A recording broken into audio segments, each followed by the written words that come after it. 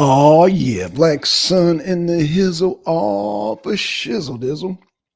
We got an excellent show here today. Oh man. So while I wait, I was trying to get this let's see.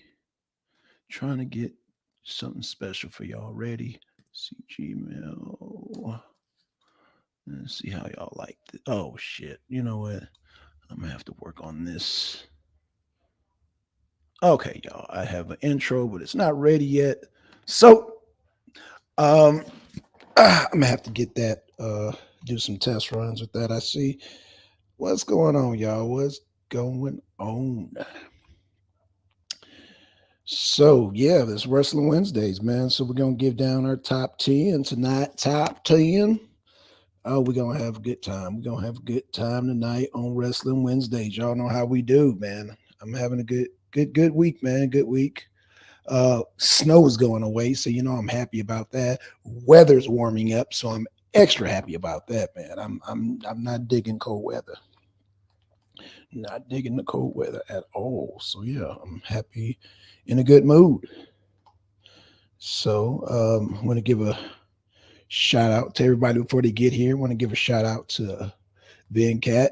Shout out to Trevor. Shout out to MD20. Shout out to Yanga. Shout out to SVDL Blue. Blue's birthday was tonight, man. Happy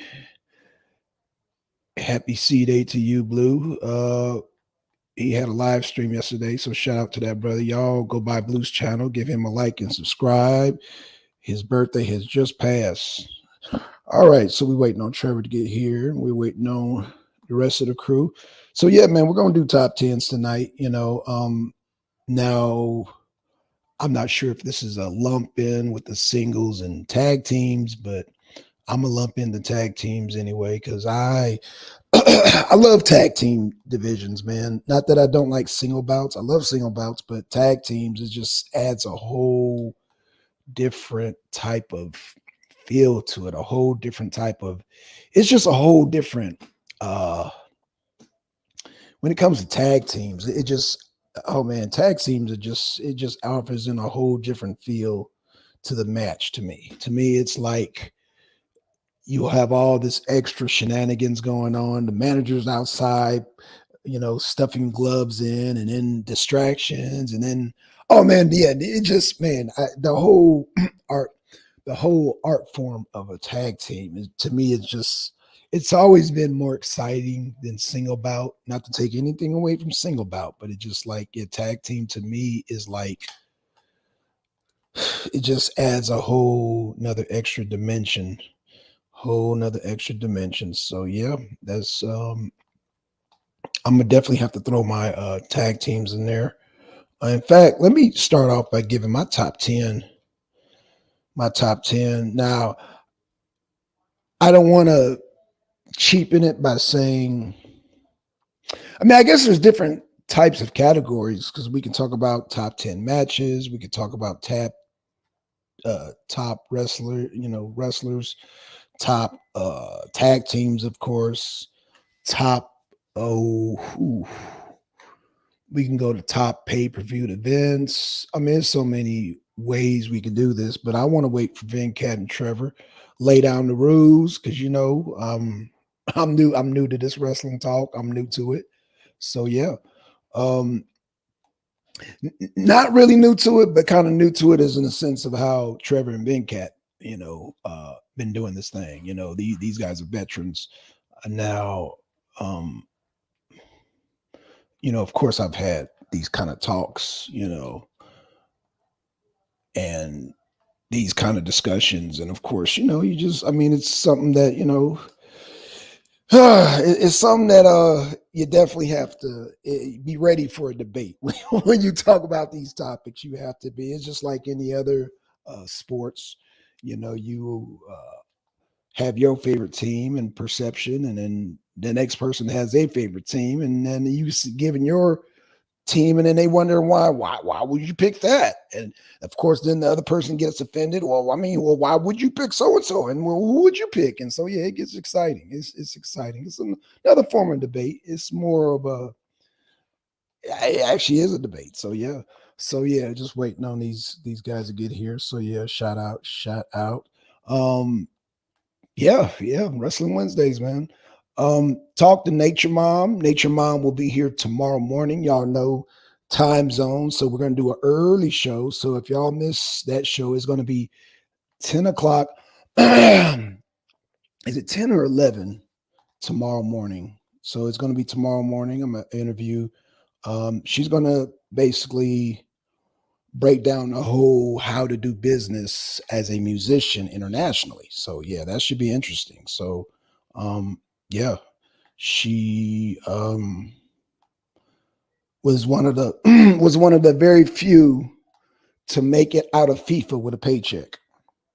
Let me say this again. She was one of the very few bands. Well, I know they had some major bands, but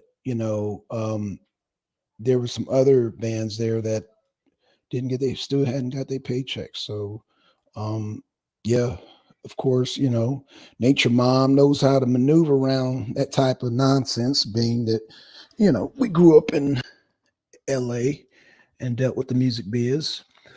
What up, Trevor? What up? What's up? What's up? Hey man, didn't have the intro ready, man, but you see I got the background ready.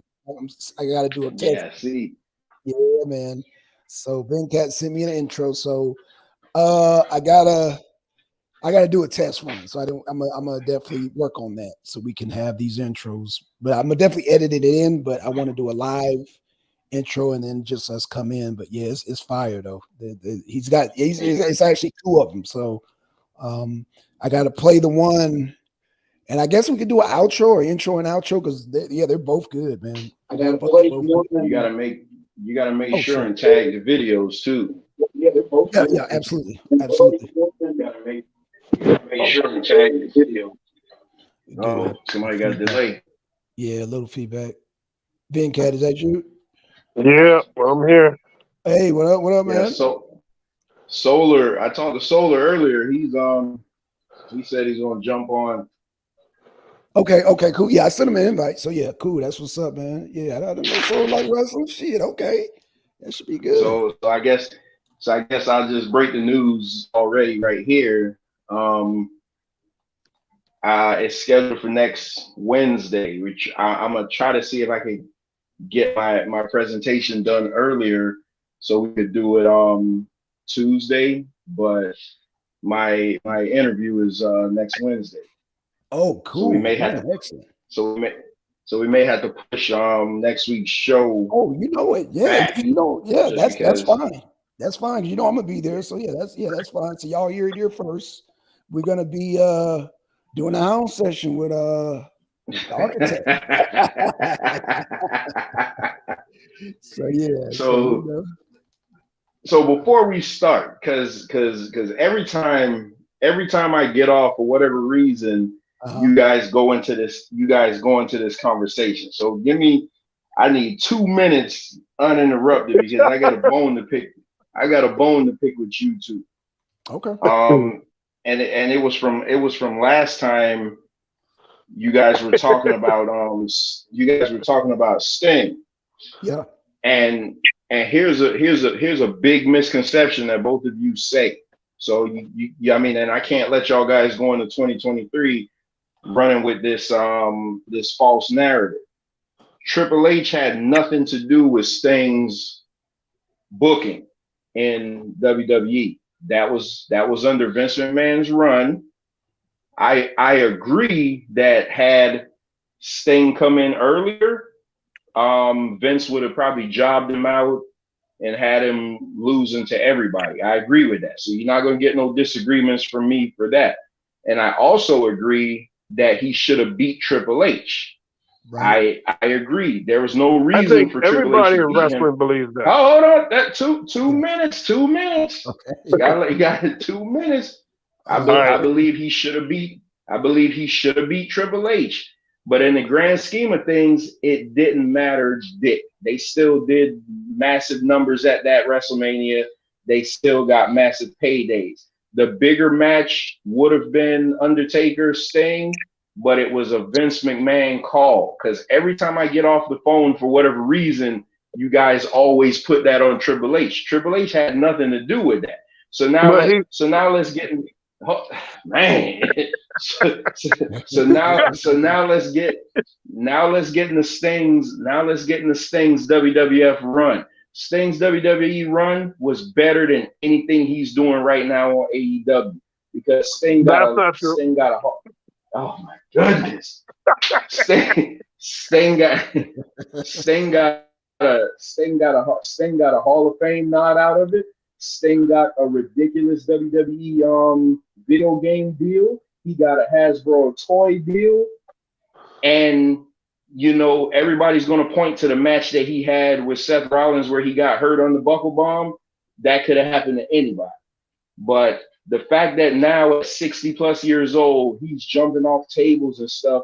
And whenever I mention Sting to people, they'd be like, oh, is he still wrestling? Meaning that nobody knows where the hell he is. AEW is a pimple on the ass of God.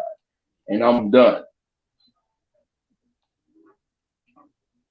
So what I was referring to was the loss. Like, no, Sting should have never lost that match. So I was alluding to that. Now, as far as Sting was already marketable before he even came to WWE. So even if they would, I mean, that was kind of, I mean, I hear what you're saying about the marketing with the video games and the dolls and all that. They could have already done that with Sting even before he even did a match because Sting already has a name that rings out.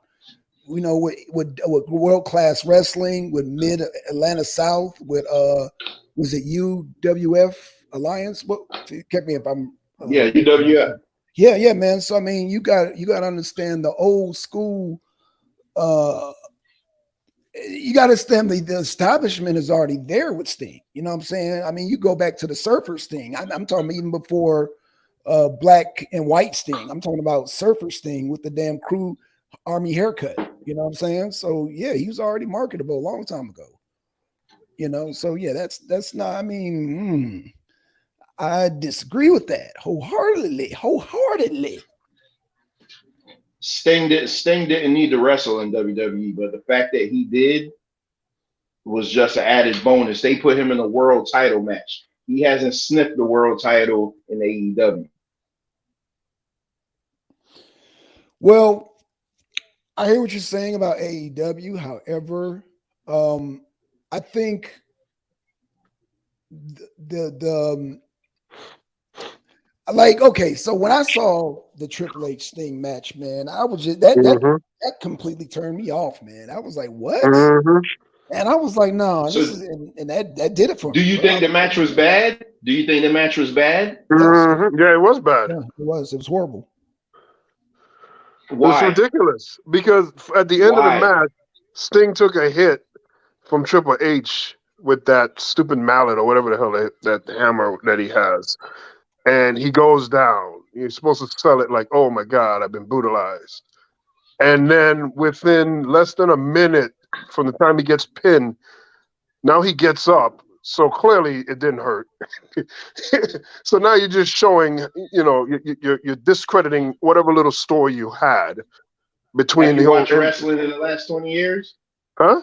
Have you watched any wrestling in the past 10 years?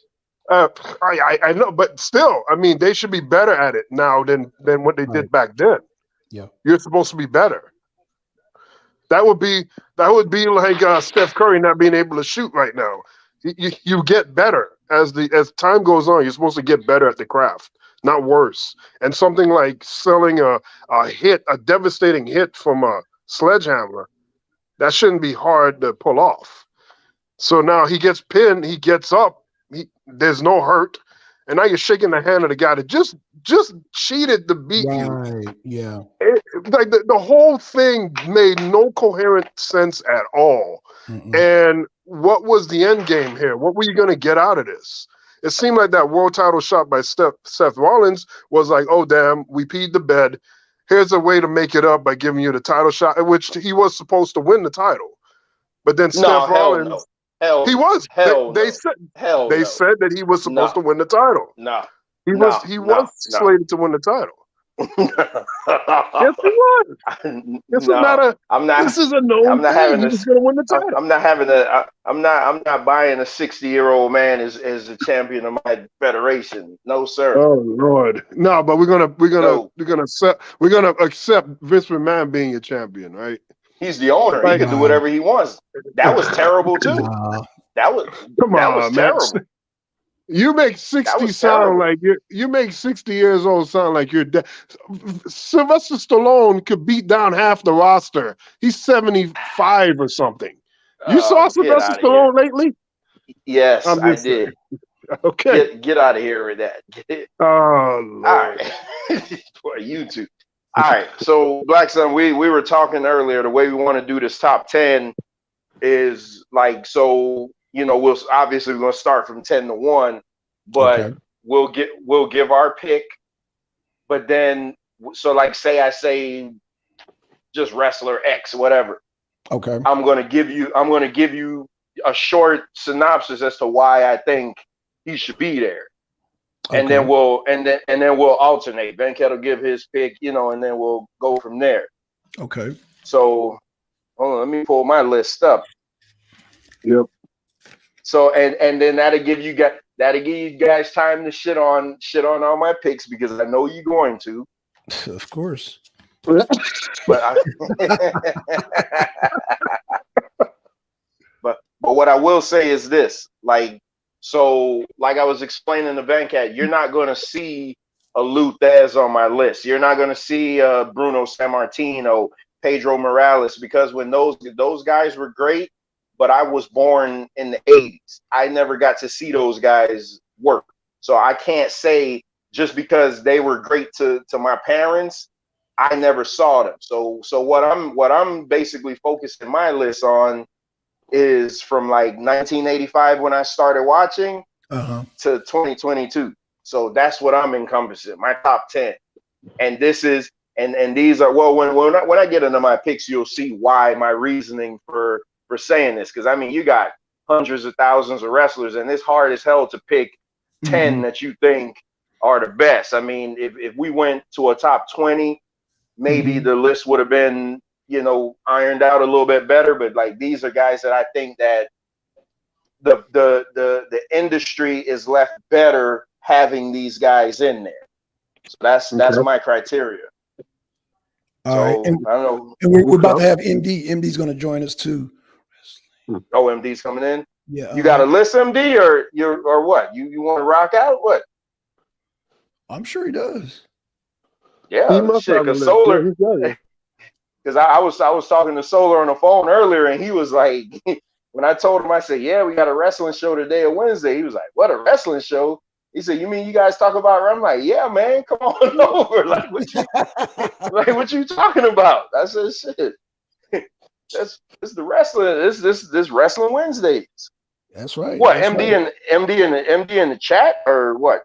Yeah, MD. Yeah, he said give him a second. Yeah, he's in the chat right now. Oh, okay. He's in the chat right now. Hey, Yep. Trevor, I just wanted to say real quick in regards to what you were saying, which is logical what you're saying. You hadn't been around, so you're recusing yourself from commenting on the.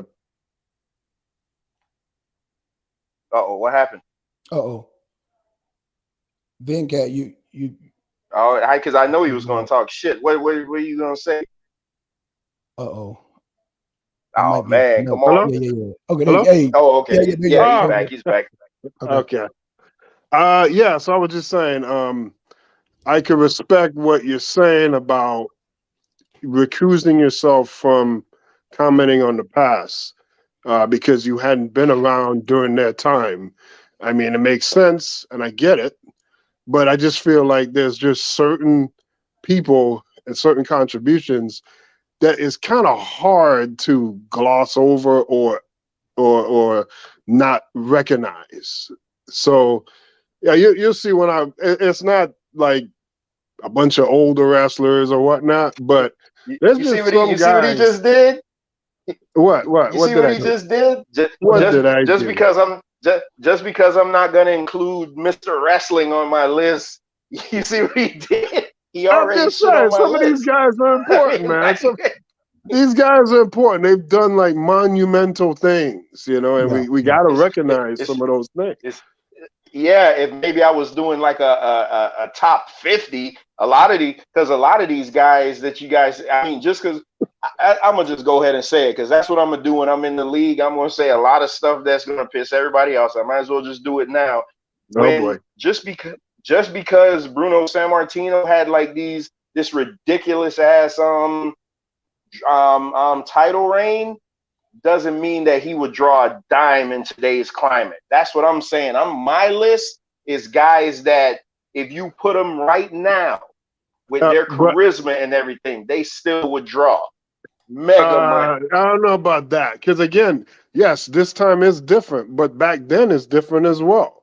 That's true. So for Bruno to sell out the Madison Square Garden, like it was almost 200 times. Nobody else has done that. And it still stands today. You can't ignore that. So, I mean, these Right. guys that you're talking about right now, they're here right now and they go to Madison Square Garden. I don't hear of anybody doing that. So he And did it way back then. WWE still sells out Madison Square Garden, right? But tell me a Without guy on Bruno. their roster that have sold out Madison Square Garden more times than Bruno. They don't It see just isn't. you can't look at it that way because during Bruno's time, that's all they ran was Madison Square Garden, the Boston Garden, what was it called, the Boston Arena back then.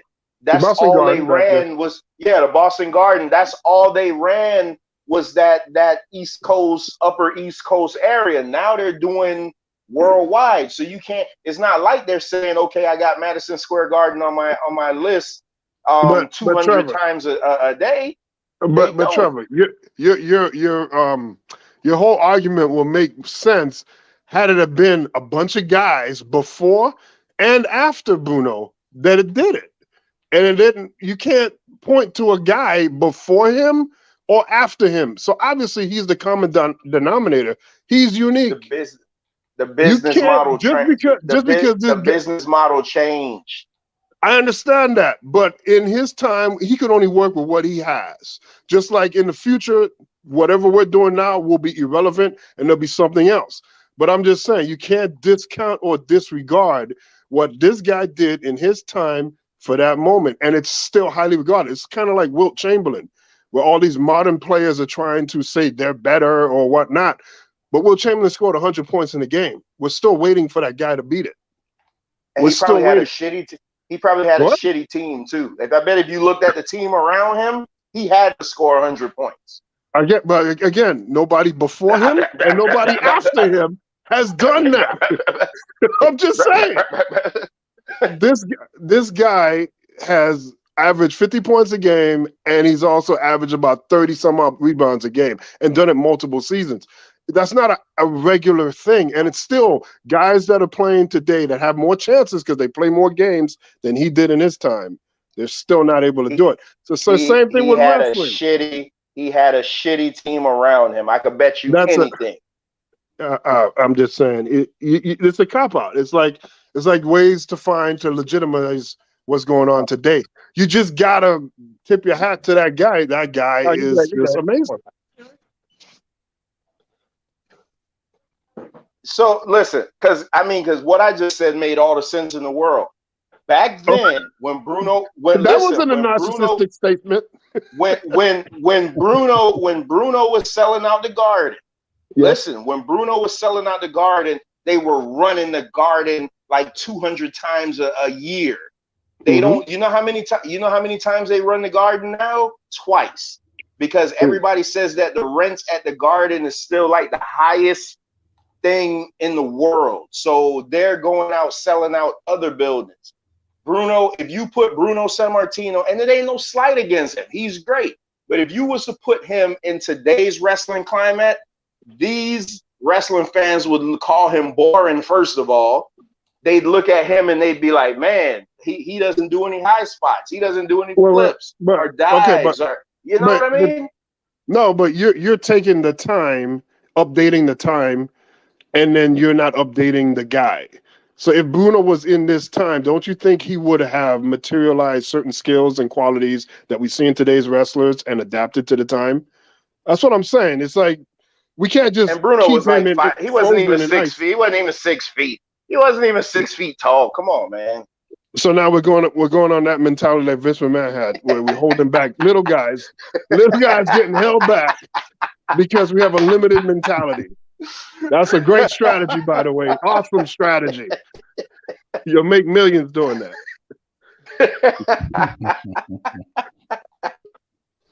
Oh shit! Come on, MD? Okay, there you go. MD, All you right. got a list? He muted.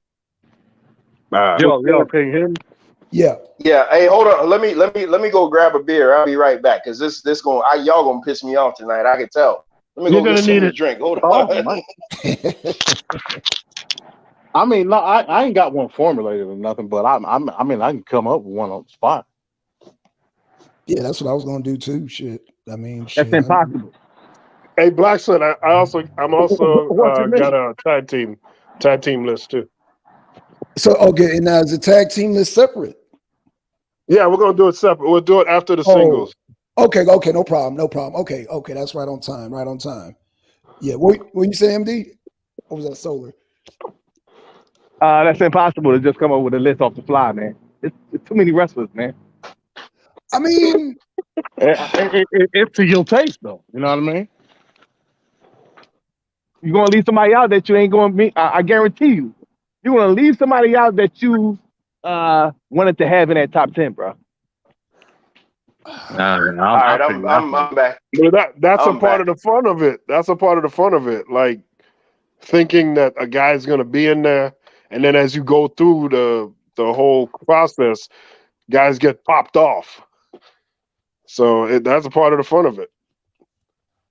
All right, how we gonna? MD, you got a list? I ain't got one formulated, nah. But like I said, Okay. I can always feed off y'all and see what's what. And again, you remember, Trevor, we were saying you got to take into account the contribution. You know what I mean? And And that's what just my list is based off of. right, yeah. And me just being a fan of the wrestler themselves, I wouldn't. You know what I mean? So I would have to take that into account. Because a lot of the wrestlers that I would consider on my top 10 wouldn't, like a lot of them wouldn't have that big a contribution. You know what I mean? yeah. So what? Damn, what the hell was I gonna say? So my list. First of all, how we going? I mean, I'll go first. It doesn't matter. You can go first, Venkat, if you want, because y'all No, will be we'll against start me with anyway. So no. We'll start with you, and then we'll move over. It'll be me. I mean, you, me, then Blackson, then we'll go MD, and all the way down that way. all right. So contribution wise, my number 10 spot is shared. I got two No, guys on here. man. No, No, you need hold to on. do an honorable mention. One of those guys got to be an honorable mention. Well, it's 10A and 10B then. We're gonna do it Nah, that way. man, it's honorable Because mention, man. Don't be you playing have that to junk. you have to listen why, because these two guys changed. Wait a minute, man. Hold on, man. These two guys revolutionized the way we look at the small guys, the so-called the so-called, according to Kevin Nash, the vanilla midgets. And these guys honed their craft all over the world, and they had one had a very huge Hispanic following, and one had let me just do it. My number 10 spot goes to Eddie Guerrero and Chris Benoit. Ugh. And you know how hard it is for me to put Chris Benoit on anything. He needs to be. I hope he's in hell if there is one. Like you know how hard it is for me to put him on anything. But I can't. But you gotta judge him look by his work. You gotta judge him by his yeah, work. that's exactly what I'm doing. That's exactly what I'm doing. Strictly work rate. No one was better than him in ring, and that's all I'm looking at. So wait a minute. So who is the honorable mention, and who is actually number 10? Eddie Guerrero's number 10 and Chris Benoit, but they're identical. To me, they're identical. One is Mexican and one is Canadian. They're identical. No, that's cool. That's pretty good. Yeah, that sounds good. They're identical. What old fart you got at number 10? Okay. All right. My number 10 is gonna be Macho Man Randy Savage. There's a lot of people that got bumped up and down and around on my list. I Yeah. thought in my mind Macho Man was gonna be higher than 10, but he almost got knocked out. But I have to have him in there because obviously the work ethics that he has. He's a wrestler that's known for mapping out entire spots to entire matches, pushing the guys that he's working with, letting them know, hey, I expect this kind of quality, and they'll go over their matches and whatnot. And it shows for the history that he has. He came up in the time of the ignorance of Vince McMahon, limiting the smaller guys. And still, his work ethics and the way he plays in the ring still powered him over to the top, making him one of the few guys in the 80s to win that WWF title post Hulkamania era. So that says a lot. So I'm going Macho Man number 10. He made a huge dent, and people still to this day are motivated and inspired by him. So what I'll say to Macho Man is he's not on my top 10 list because he couldn't be number 2. So the respect that I had for him, if he couldn't hold that number 2 position, because me like you, I bumped him up and down to where if I thought he was a solid number 2, but the guy I got at number 2, there's no comparison. So I couldn't put him in the top 10, but definitely top 20. Oh God, I gotta see who that number 2 is. You got me thinking here now. Yeah, got me too. Shit.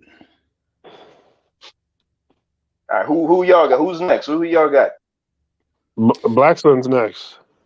I'm gonna say, as far as powerhouse, I'm gonna say Nikita Koloff. You know, just one of the bruisers.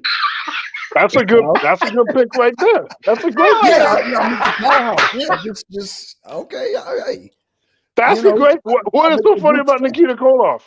The Russian Nightmare. Yeah, man. Yeah, like just as far as brute strength, just sheer strength. He was the first. He was the one actually bringing that whole era. Just that powerhouse era before the Goldbergs, before the Russian sickle. Yeah. Oh yeah. I don't understand. Wait a minute. Where's the disrespect for Nikita Koloff? I know. That's what I'm trying to figure out. Yeah, niggas ain't getting up off that Russian sickle. When he hit you with that Russian sickle, your ass ain't getting up off that shit, bro. Hey, right. Lex Luger better be on your list then, because if you got Nikita Koloff and no Lex Luger,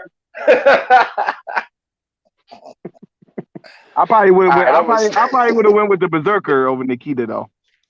The Berserker? What the frick? Oh, God. No, that's a questionable. Solar what?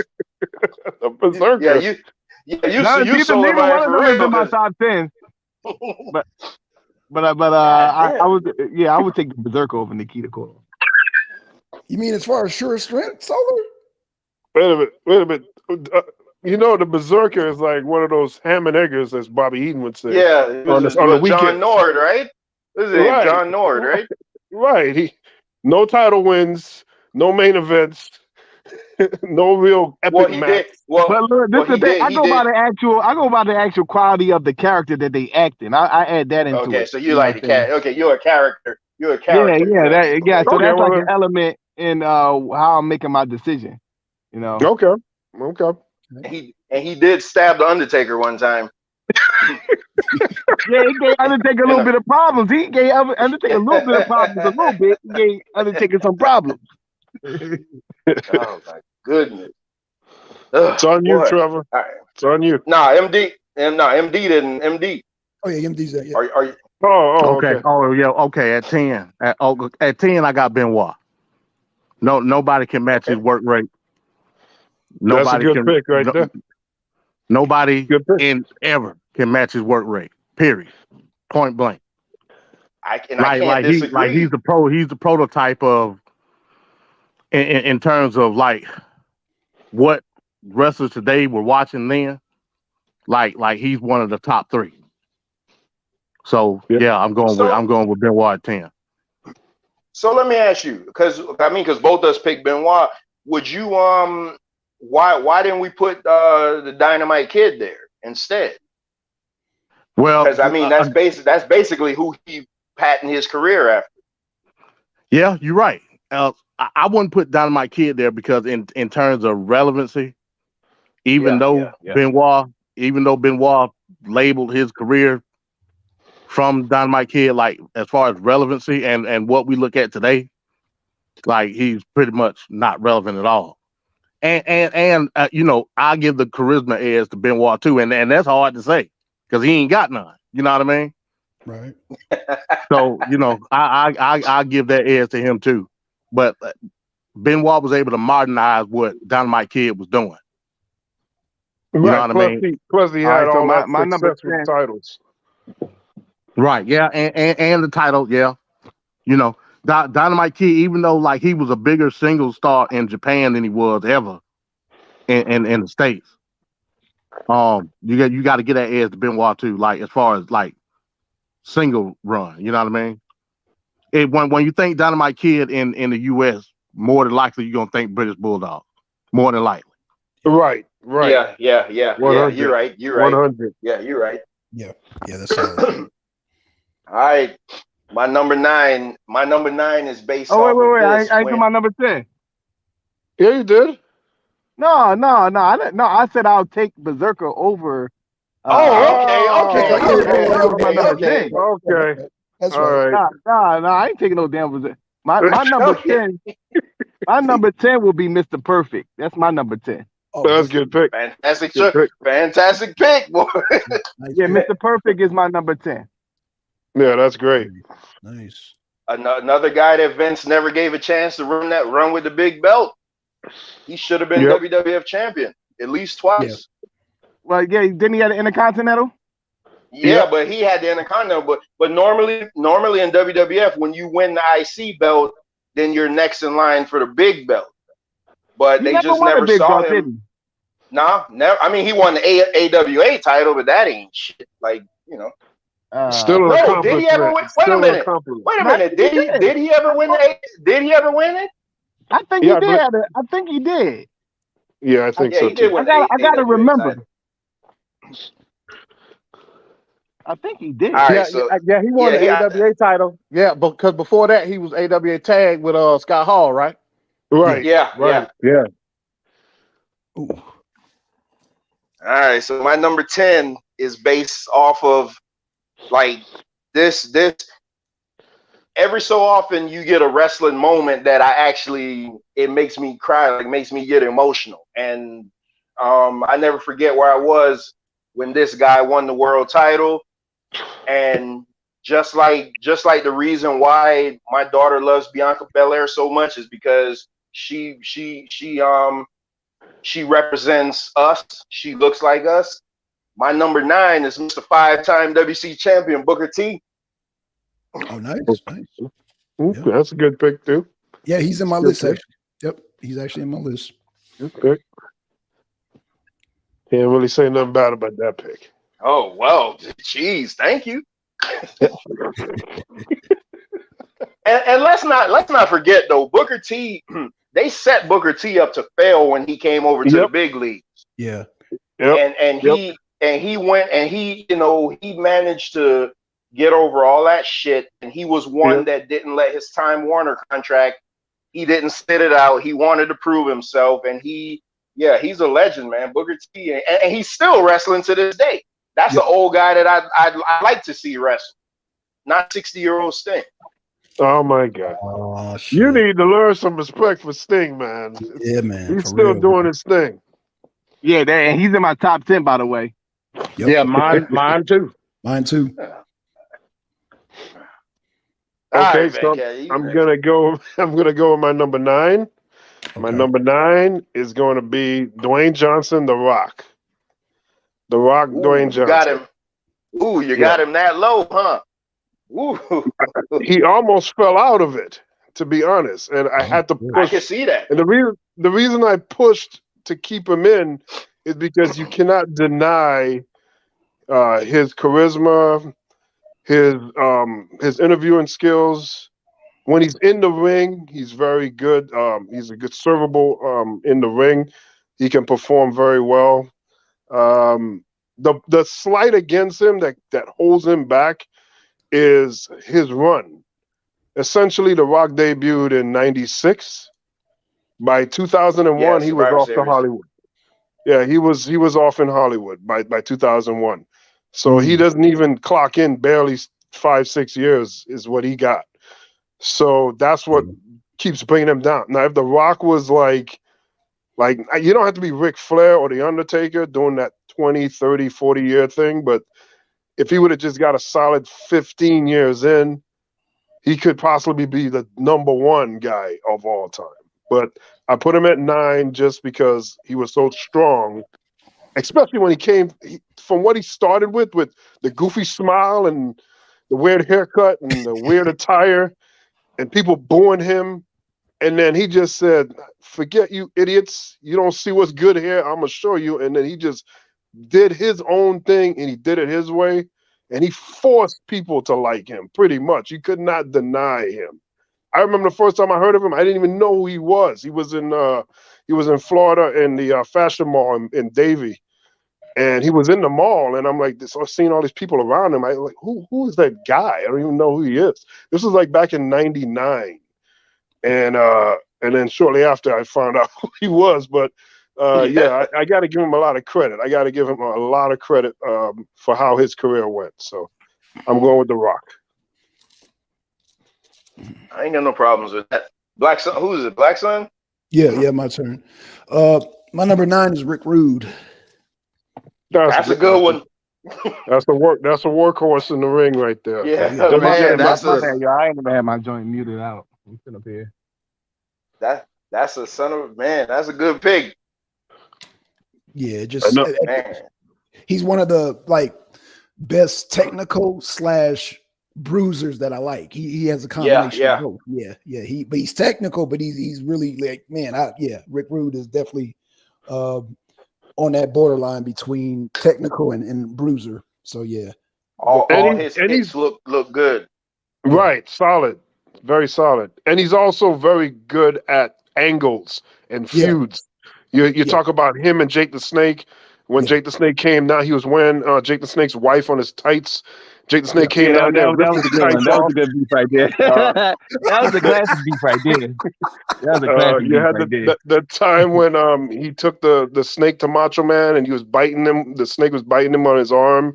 They had to blur that out a little bit. That was a crazy moment. You look at his feud as soon as he came into that nigga had no damn teeth in his mouth.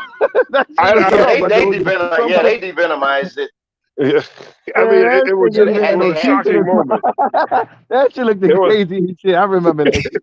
that was a shocking moment at the time. Like, oh my God, what the hell is going on here? They was creative as hell back then, bro. They shit, bro. Right. And then he came right into WCW and he had an instant jolt of excitement to WCW. He helped push and create a lot of energy and excitement instantly. He went off with Sting and he just kept running with Ricky Steamboat. Everything he was involved in, there was always something to watch there. He was a part of DX. Even when he was in wrestling, he was a part of DX. He was just great. He should have gotten a lot more. Rick Rude was a perfect heel. He's a perfect heel, man. I mean, damn. Yes. I agree. All right, my turn. Solar? It's my turn. Okay, cool. All right, my number 9, man. The excellence of execution. The Hitman, Bret Hart. Number 9. Damn, that low. Trevor has a problem with certain names. Between Sting and Bret Hart, he has a problem with these names. I don't get it. The best there is, the best there was, the best there ever will be. Oh, God, tell him. When Vince asked him to do something back in the day, he did it, and he did it well. He was the quintessential worker in WWF. That's what he was. He worked. He didn't ask for much. All he wanted to do was work. He was supposed to be a bridge champion, and he got over, and Vince didn't like it. Vince and Shawn, and even with Shawn, he still put Shawn over the way you're supposed to put him over. Yep. The quintessential worker. Again, work rate. the best work rate in WWF by far, until Benoit got there. You know what I mean? Or until he left, until Brett left. The best worker by far in WWF. I agree. Everything he was asked to do, he did it, and he did it 100%. True. So what about his WCW run? Man, He did good there Yeah, too. he's in my I top 10 said too. WWF. I said WWF. I ain't But even. he still did good. He won the title multiple times. He achieved a lot in He there. killed WCW. Oh He Lord, killed there we go. WCW. The best They got a match he had conspiracy in theory. the best match. Yeah, the best match he had in WCW with Benoit, the tribute match. That was it. Yeah. Yeah, that was good. Yeah. That's the best match he had. So I ain't even counting that. I'm talking about everything that he did from Heart Foundation on to Screwjob. That's it. Damn. That's the best Bret Hart you're gonna get, and it was a damn good Bret Hart. Like I said, work rate phenomenal. Nobody could top it. Yeah, he's in my top 10 too. So that's my number 9. All right, my Solar is on you. My number 9 is DiBiase. Ted Oh, DiBiase. The Yeah, thief. see, you going old school. Yeah, you going. Yeah. Yeah, Yeah, you really like characters. I can see that. yeah, that's part of it. That's part of how you gonna leave that part out? Yeah. How you gonna leave that part out? That's what I'm trying to figure out. Yeah, Ted DiBiase was yeah. That's my number 9.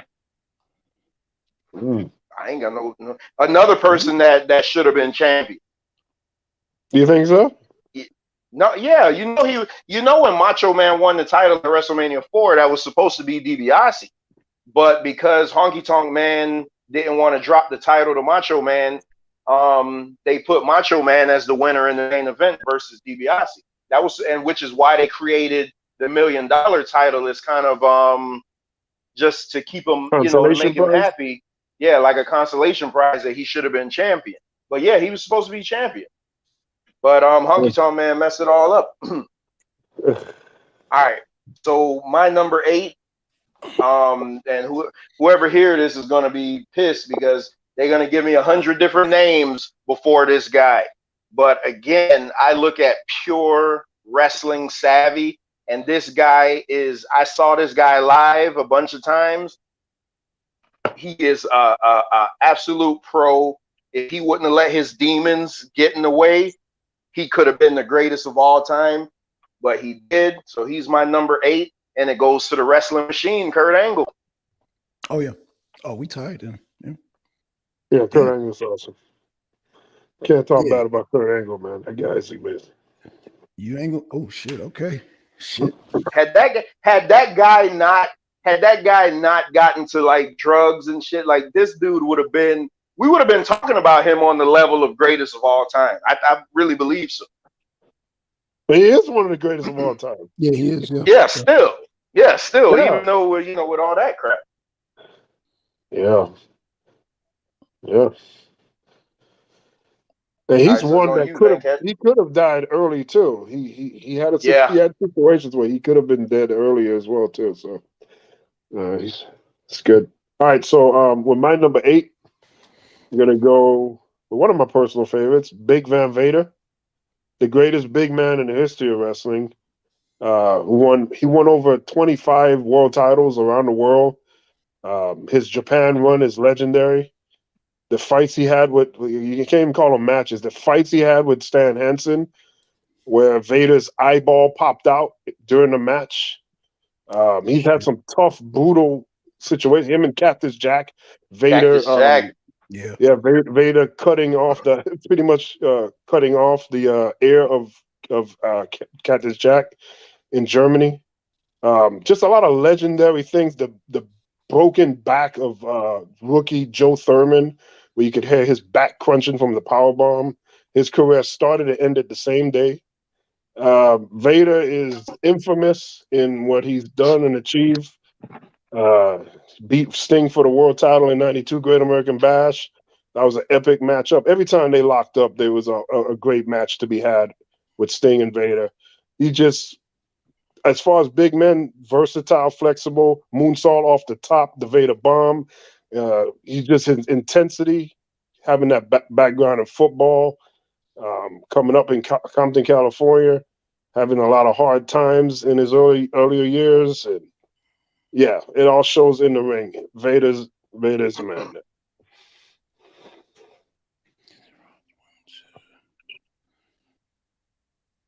All right. Yeah, I got no beef with that. Yeah. All right. So my number 8 is Barry Windham. Oh yeah, that's legendary. That's a good solid pick for like a top 50, but man, top 10, you got to tell me why. Well, you got to understand, I'm talking about Barry Windham during the AWA and NWA era. I'm not talking about the WCW. You might be thinking about the WWF era. I'm talking about No.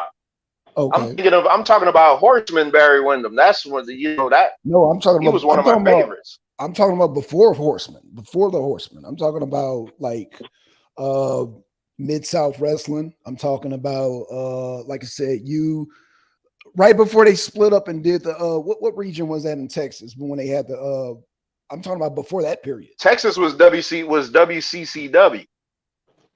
I thought it was US. Okay. Yeah, So, Texas was world class.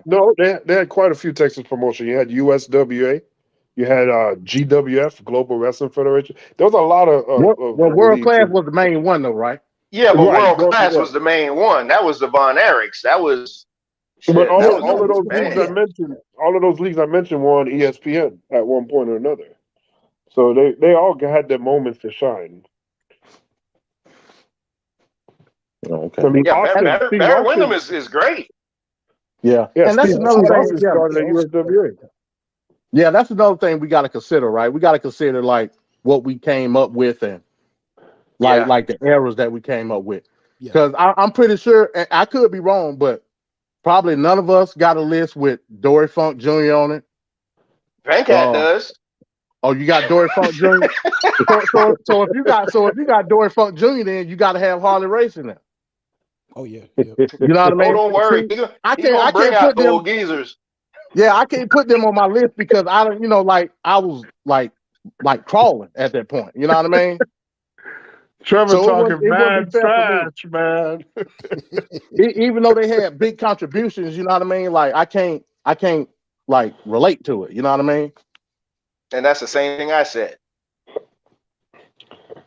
Well, I consider myself a student of the game, so I gotta acknowledge certain people. I'm not saying who. I mean, I'm not saying who I put in there yet, but Okay. We'll see. Is it my turn? Yeah, it's on MD. Yep. Okay. All right. 8. I got Heartbreak Kid at 8. Shawn Michaels. Good pick.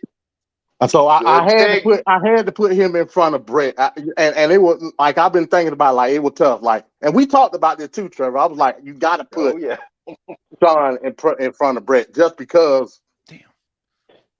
Like it's Brett, Shawn.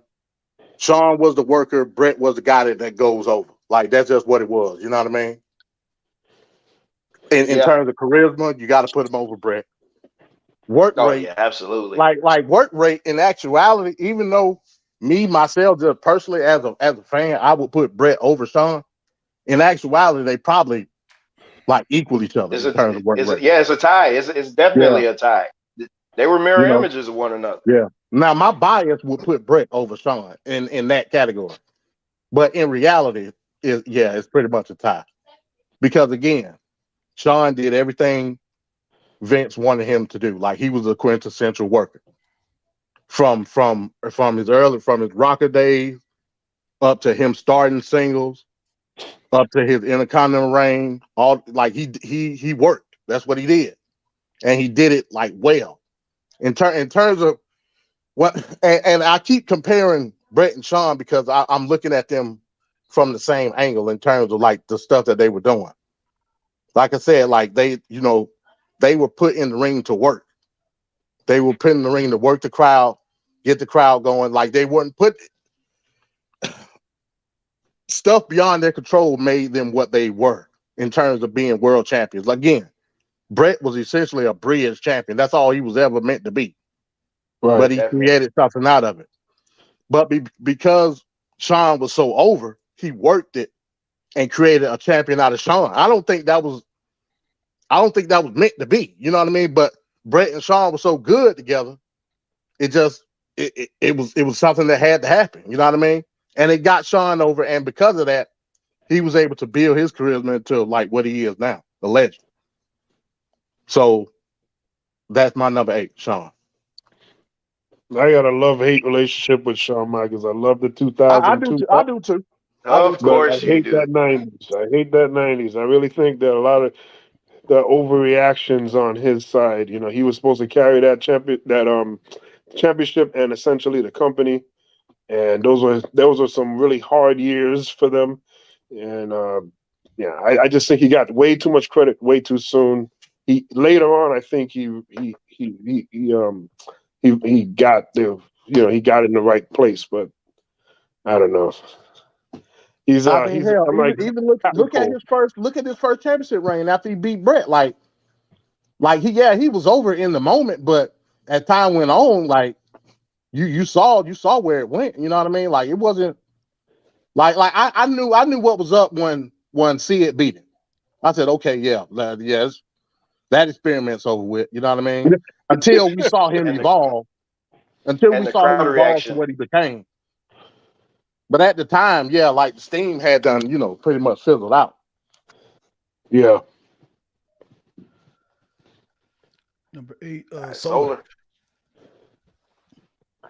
Number 8 is Sid Vicious. Oh shit. Oh, that's good. That's good. I don't have a problem with that. One of my favorites. I ain't got no problem with that. Man, if that guy if injuries and bad attitude didn't derail him, he would have been like another. Because when you look at Sid Vicious, because I rather his Sid Vicious run. When you look at Sid Vicious, that's what a professional wrestler is supposed to look like. Yep. Like when you say wrestler, that's who you're talking about. Yep. All right. So number 7. And by this pick, you guys will finally realize that I'm a troll. So my number 7 pick is because when Vince needed it, he was able to put the belt on this person, and like MD said, bridge the gap. And MD basically echoed all my sentiments about this person. So I won't belabor it any longer. My number 7 pick is a tie. It's Bret Hart and Shawn Michaels. They're identical. Come on now. You're just tie crap. It's just killing me right now. Listen. You cannot have one without the other. One wouldn't have been good without the other. Together with the Yeah. They're tied at the hip. You can't say one without the other. You can't. Yeah. I could easily that's why I said 9 and 8. That's why I said 9 and 8. Yeah, because you could say that because you don't like Shawn Michaels. No, I can say that because I'm not afraid to put up people I need to be put up. Your list is now a top 12. Let's be real. Let's be real. You have a top 12 going on right now. Hey, there's 7A and 7B. Oh Lord, this friggin' guy, man. All right, let me get your number 7. All right, so my number 7, a year ago at this time, he would be much higher. Lately, not so much. We're gonna go with Nature Boy Ric Flair. All right, I gotta go. Oh, I gotta go. I can't. I gotta go. I can't. Hey, I'm not staying on the stream with this guy. Absolutely not. What? He got friends. The human trash you bag. You got Ric Flair at Ric Flair. Yes, number 7. Number 7. And there's obvious reasons. I've said it before. Ric Flair is on repeat set motions and moves. We all know what's going to happen in the duration of a Ric Flair match. And I've even heard him himself say how he doesn't want to disappoint his fans because they came to see him do certain things. But at a certain point, you got to do something different. You can't be on automatic repeat, like you're a video game, and it just looks bad. Where he does the same patterns of movement, the begging off, and the chopping of the chest, the running to the turnbuckle, running over, running to the other side, getting hit. It was a running joke. Like every time he comes off the turnbuckle, the guy always hits him. Probably like 4 times in my life I've seen Ric Flair actually hit that move, and it's so odd when he does hit it. But that's what I'm saying. Like you talking about me with the entertainment aspect. That's all. That's all. That's all you wanted to see. Oh, you no. Venkat, don't be a hypocrite. I would rather hear Ric Flair talking shit. Venkat, no, man. No. Then wrestling, his wrestling was lackluster, bro. There's a we all know that, but Flair could wrestle though. Like he could wrestle. There's another Ric Flair where he ain't have to. Right. There's another Ric Flair that is much stronger. I would say the Ric Flair of 88, 89. Right. And you watch what he does in that time period. He's a lot more doing the confident. same thing. No, it's not the same. And those are the times when he was hitting the move off the top, but he was doing other things, and it was very smart. He had a match, just a regular match against Brad Armstrong, Bullet Bob Armstrong, legendary promoter and wrestler, son. Brad Armstrong, just a regular match on TV. I bought a tape from Johnny, and I was watching that match. I never seen that match, and it was a great little back and forth match. But with Ric Flair, when you have a back and forth, it's usually an insulting thing, like these silly, like coward moves, and I don't like that. It's not because he's a heel, right? Because he's a chicken shit heel. You realize that, right? Okay, that can work for certain moments in time, but when it's a constant, it's like, oh my God! Like Ric Flair, like during the end of his career, he had a match in ECW against the Giant, Big Show. It was a brutal street fight against Big Show. I thought the match was going to be a squash, and it was not. He fought back. He was determined. He was living up to the name of dirtiest player of the game. I like that stuff. That's when he's at his best. He's not on his best when he's acting like a freaking little kid crying about everything and just acting erratic. I don't like that Ric Flair. I like the Ric Flair that's focused, driven, and is wanting to be the best. And that's when you find him at his best. You can mainly find that in 88, 89. But that other Ric Flair, like that mid-90s, 95, 96, oh my Lord Jesus.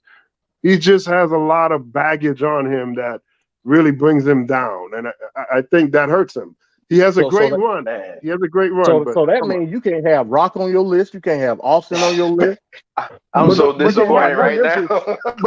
but those guys bring it though, you know, and they have moments where they're actually not doing the same thing. The Rock Bret Hart does the same thing. What does Bret Hart do? If you've seen one Bret Hart match, you've seen them all. Oh, you know he's going to take that. You know he's going to take that bump. You know he's going to take that bump into the corner, sternum first. Right. You know he's going to throw. He throws a tremendous working punch. I give him that. No, hey, so elbow off the second rope. No, it's not the elbow same. off the second rope. Ric Flair stuff is a lot more. That backdrop. Yeah. Side Russian leg sweep. But Brett was side Russian leg sweep. He was smooth with it. Venkat, so my favorite Ric Flair match is him against Vader at Starrcade. What's yours? My favorite Flair match. There's a lot that are really good. Maybe I love the Starrcade '88 match with him and Luger. I love the way he worked on that leg and he tried to put Flair in the torture rack and then he buckled and Flair went on top of him. 1, 2, 3. That was great. But you mean Flair, the same Flair that took the back drop in the corner, the same Flair that did 100 chops and woo, the same Flair that did the elevated leg drop, the same Flair that does the exact same thing. You love Ric Flair when Ric Flair's been having the same match since the 70s. No, but that's there's a difference, right? Him. No, there's a difference in seeing that Ric Flair in '88 versus seeing that Ric Flair in 2005. It's a different thing. At a certain point, it really runs its course. So in '88, it's not as deliberate and it's not as blatant. But once you get to a decade and a half, it's kind of blatant. Hey, I'm gonna tell you the greatest Flair match, like from a wrestling standpoint, that I ever saw. Flair versus Dean Malenko on Yeah. Nitro. Oh yeah, I yeah, don't yeah. I ain't remember that. never seen Yeah. Flair wrestle like that ever. Right. Dean was Right. working his ass. He like I don't know what it was. It's Dean because he's versus in Flair there on with Dean Nitro. Malenko. That's why Dean Malenko is forcing that out of him. Because Dean Malenko is the man of 1,000 holes, and he's straight about wrestling. So Ric Flair probably felt he had to match him up. So that brought out the best in Ric Flair. Certain competition probably would do that with wrestlers. But Black Son, what's your pick? Because I'm getting ready to get off of this because this man just ruined the whole vibe of the show for me. Nah, good. Like I can't believe this, man. man, you lucky he's on the list. I really contemplated. I'm dead serious. I contemplated. Man, you All crazy. right, so What? I'm gonna have to go with Kane. All right, you got to explain that one. Just powerhouse, man. I like just raw power. Okay, so I'm starting to see a trend with you the power guys. Okay, ain't no problem with that. Yeah. Oh, wait till you see my tag teams. All right, MD. All right, number seven. Number seven, I got Kurt at number 7. Kurt I Angle. Okay. I got Kurt Angle at number 7. Again, like, and maybe a trend with me again.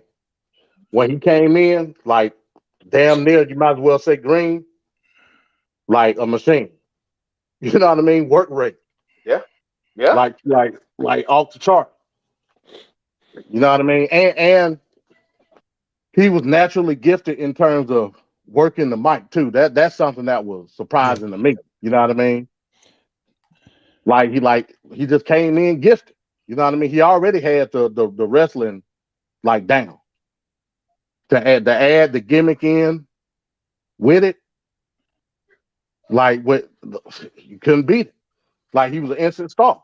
You know what I mean? I don't think if it wasn't for him having the charisma that he did, like he would have flourished the way he did in the beginning. Right. You know what I mean? With the blue chip, oh golly gosh type gimmick, like it Yeah. worked. You know what I mean? Mm-hmm. It just worked. And with him having, 5-star matches, like it. Hey man, you Yeah, he has couldn't a beat it. lot of great matches. He has You a couldn't lot of beat it. great matches. Yep. You know what I mean? So yeah, I mean he was instantly put in like within 6 months working top rate guys. You know what I mean? Like you can't beat that. Yeah. So yeah, I got Kurt at 7. All right, Solar is on you. I'm gonna go with Davy Boy. Oh, nice. Solid British pick. Bulldog. British Solid pick. Bulldog. He has the body and he Another can one, wrestle. man. Another one though. The drugs and man, what he could have been. Damn. All right, so my number 6 is the American Dream, Dusty Rhodes. Well, damn. You straight hate. You straight hate. I think You Dusty straight Rhodes. hate. Listen, Dusty. I had Dusty Rhodes as high as number 3 up until man. this morning. Up until this morning. Mm. But when I start thinking about it, to me, Dusty Rhodes is one of those guys. He just personified what an entertainer is, what a professional wrestler is. His matches with Ric Flair, legendary. His matches with Barry Windham, legendary. His 6-man tag title matches, legendary. Yep. Dusty Rhodes, again, Vince never put that title on him when he should have. Exactly. He saddled him with the polka dot gimmick, which, whatever you said was a rib. Dusty Rhodes says that's the most money he's ever made. So who am I to say anything about his bank account? But Dusty Rhodes is my number 6. That's a good one though, because he was always in the mix, and he made it was almost like he was like the good adversary. You know what I'm saying? He never got it, but it was like always a good matchup when he would face somebody. And let's not forget about his wrestling mind. He's the one who brought us War Games. So I mean, come on, how could you not have him in the top 10? Yep. Yeah, I agree. All right, so my number 6 is going to be Kurt Angle. Kurt Angle, probably the most gifted in-ring performer ever. He is the most legitimate wrestler, being an actual amateur wrestler going into professional, one of the few that ever made that transition. And then he won a gold medal in real life. He won world titles in professional wrestling. He's an undeniable legend, and he's a legit one. So he's number 6. All right, I'm gonna go way back old school. Wrestling superstar who's also known as Axe from Demolition.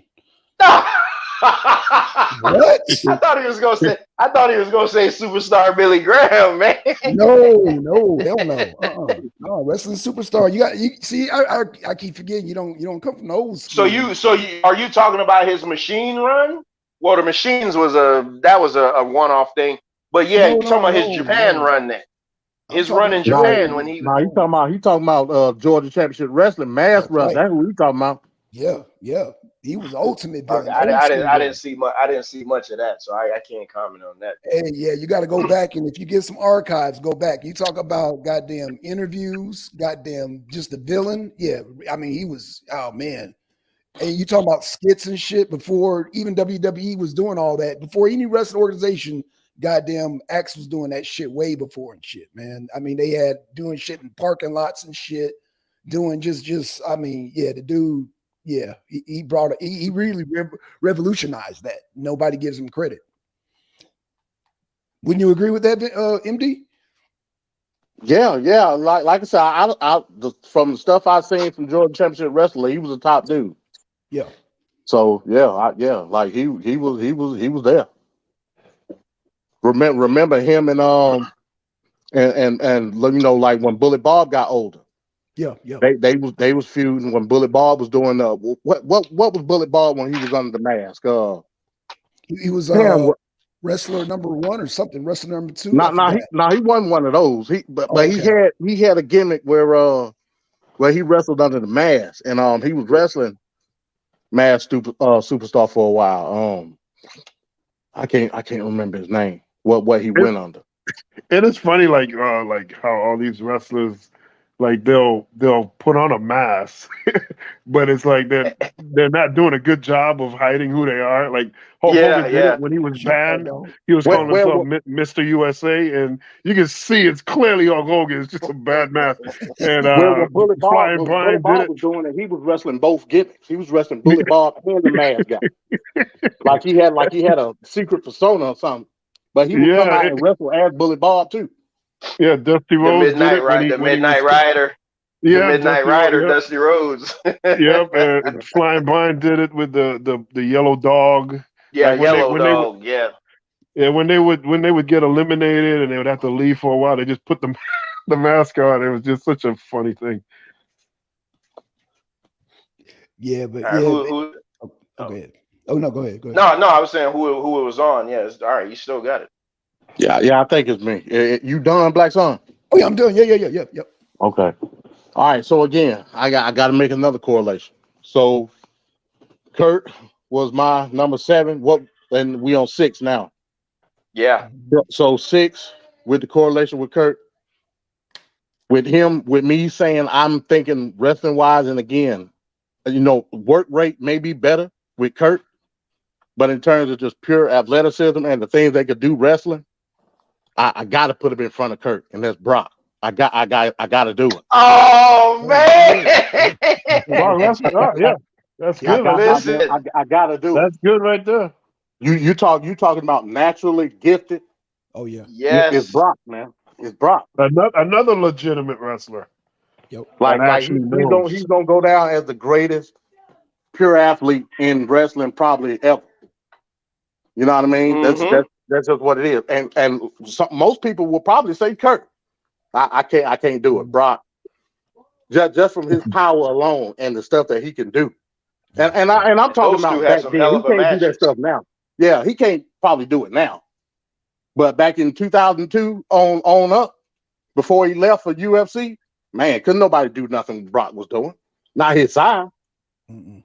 Nothing. You remember that shooting star press that almost Yeah. broke his neck? Yeah. But hey, man, but still, that a man that side that can do that, man, you can't. Yeah, he shouldn't be. Yeah, he shouldn't have been doing that. But yeah, Brock. I agree with you 100%. Yeah, I definitely agree. So Brock, like back then, Brock was the truth, man. He when I saw Brock, I said, "Oh yeah, he the Goldberg killer." But Goldberg beat him at WrestleMania 20, but that's beside the point. You know what I mean? Like Brock, the most talented natural athlete ever in wrestling. Period. Yeah, he's awesome. He's unbelievable. And like I said, I'm talking about Trunks wearing Brock. Is what I'm talking about. Yeah. We know he. You talking about that ruthless aggression era, Brock? Yeah. I'm talking about that Brock. Yep. So yeah, that's my number 6. My number 6 would be my number 6 would be Sting. Oh shit! I was wondering when he was gonna make an appearance.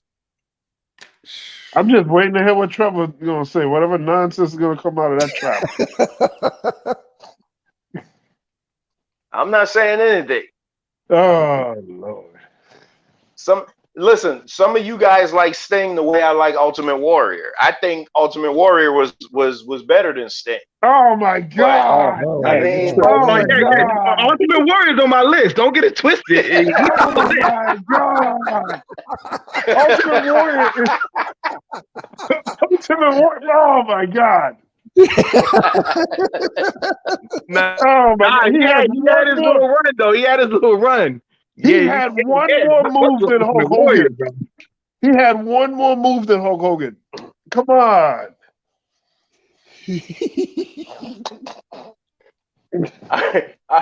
So at number 5, I had Brock Lesnar, but the person that I actually gave 5 to, it was like that thing where if I couldn't put Brock at 5, then he couldn't be in the top 10. He's that great, and I got that much respect for him.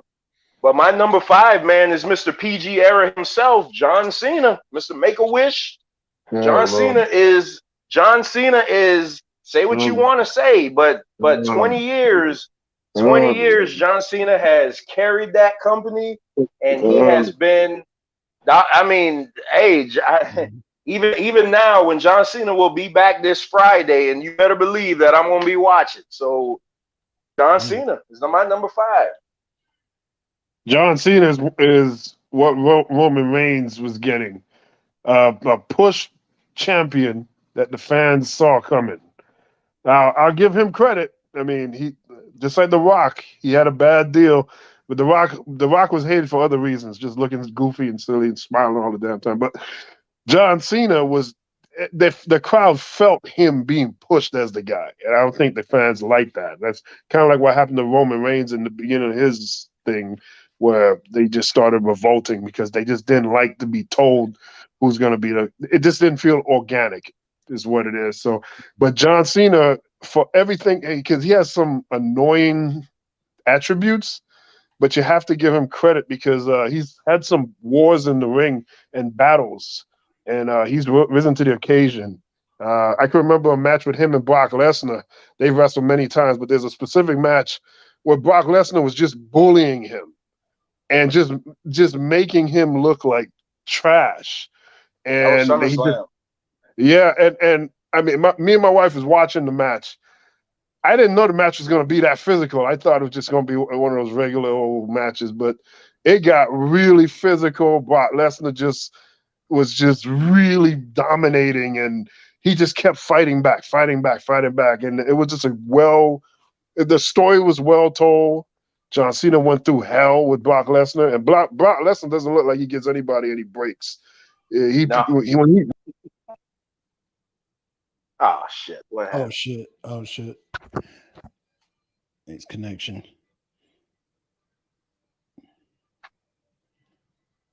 Oh shit! Damn, we need his number 5. Unless one of you guys want to go, and we jumps back in. Okay. My number 5 is Kurt Angle. Another powerhouse. I mean, Kurt Angle is. I mean, he is a personification of wrestling. So Yeah.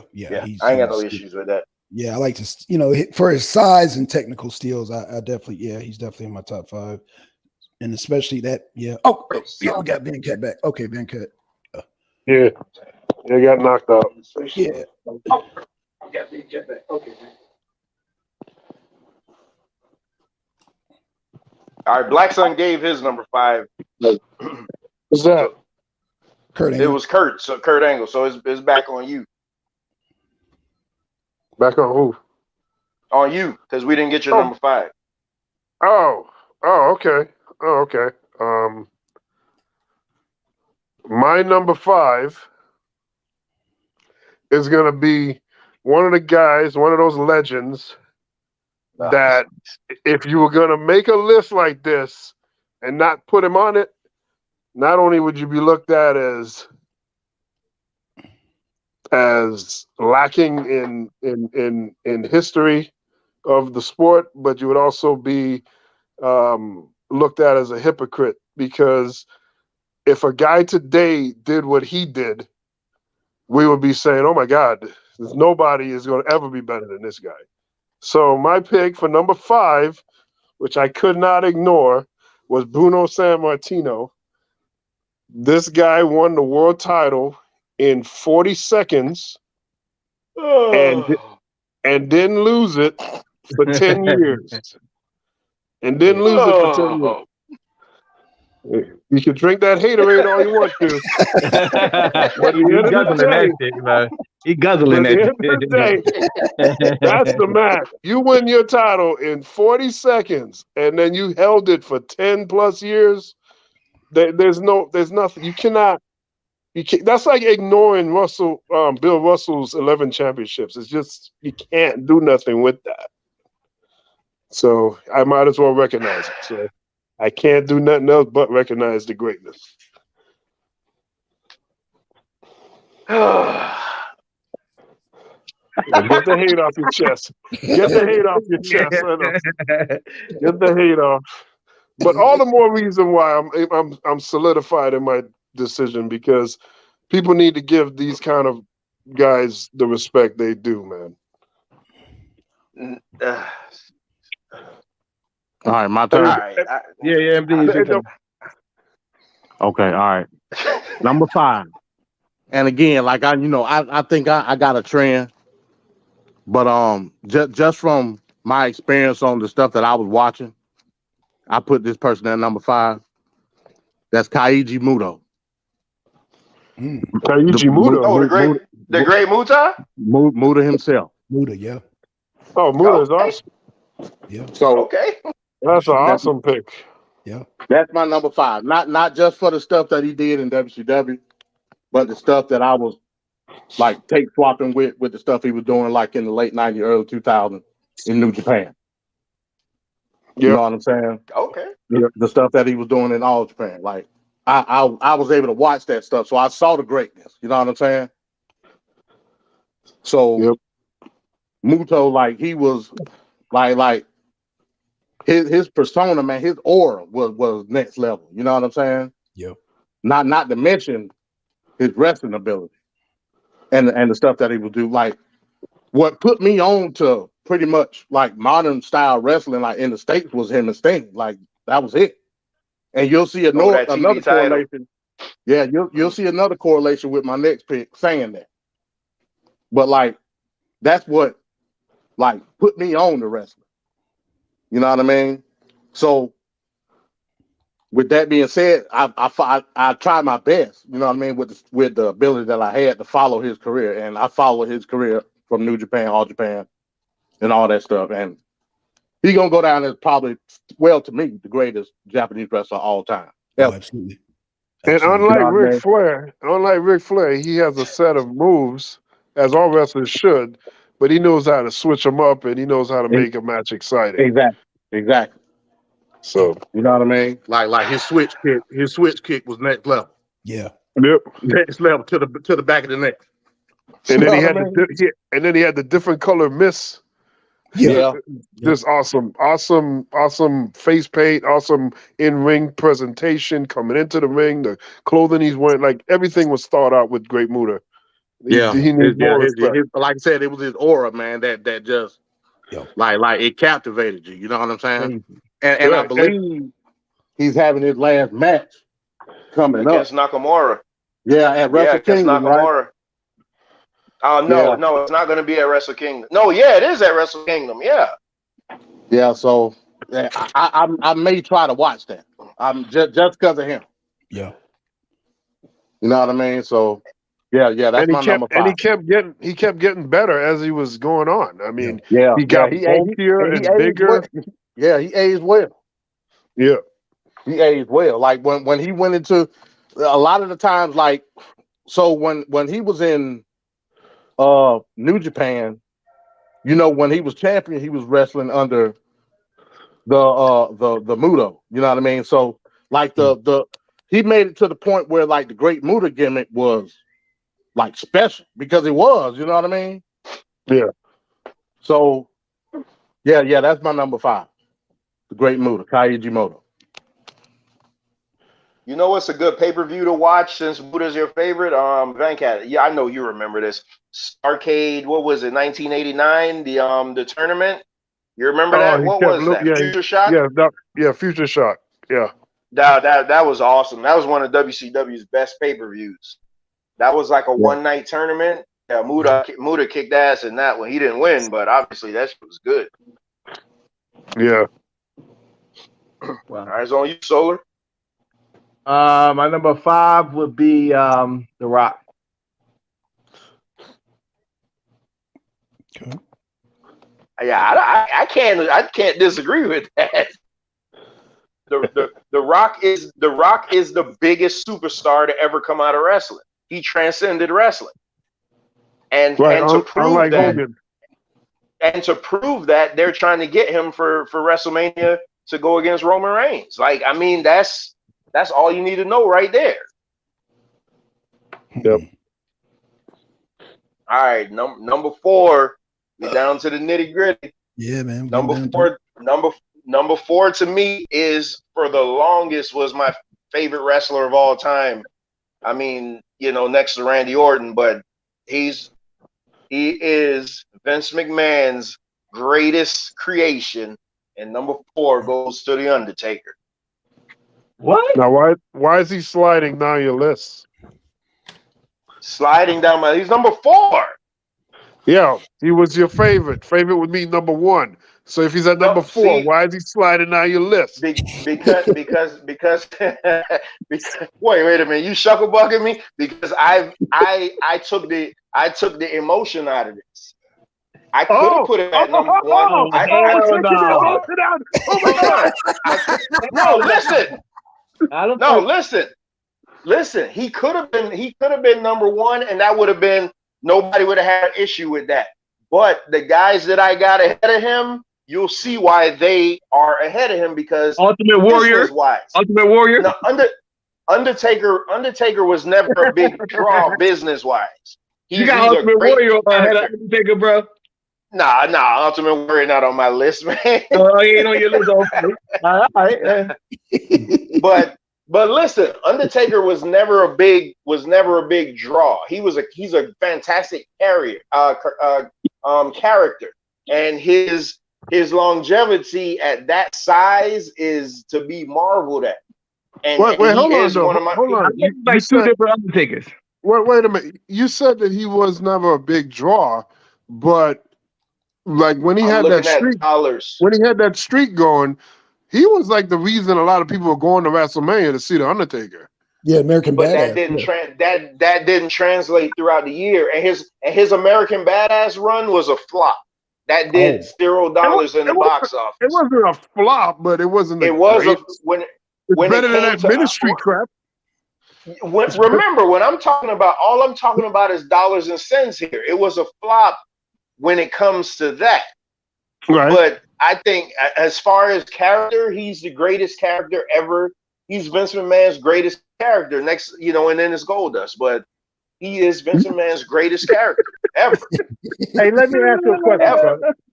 brother. That whole American Badass, that gimmick was a marketing gimmick. What? Because at the time they were pushing that ruthless aggression out, Right. and Yeah. it seemed like as soon as that album was going to get ready to drop, that's when he switched over. And it was because Am they I were right? Am I doing wrong? Yeah. no, you're right, because they were doing the collaboration with Kid Rock too. Because remember when he came back, Kid Rock was using American Badass. Right. So they were in partnership with that. But as far as like dollars and cents, the fans hated that because the fans wanted to see dark, rolly eyes in the back of the head, dead man Undertaker. I love the American Badass. I think the American Badass would have put more years on his career if he would have wrestled that style. The only reason I love the American Badass. The only reason I liked the American Badass was the last ride. That was it. When he started doing that, I said, "Oh shit!" Last ride, fuck. I was like, "Oh shit!" Yeah. I ain't never seen nobody. I was like, "They gonna kill some goddamn body." Yeah, because he would get you up there too, especially if you was a little guy. Yep. But his matches as the American Badass with Kurt Angle were legendary. Legendary. Like Kurt Angle and Undertaker had some of the best title matches. So yeah, Undertaker's number 4 for me. Okay. Oh, is it me? Venkat, yep. Yeah. Like what other old guy you bringing up?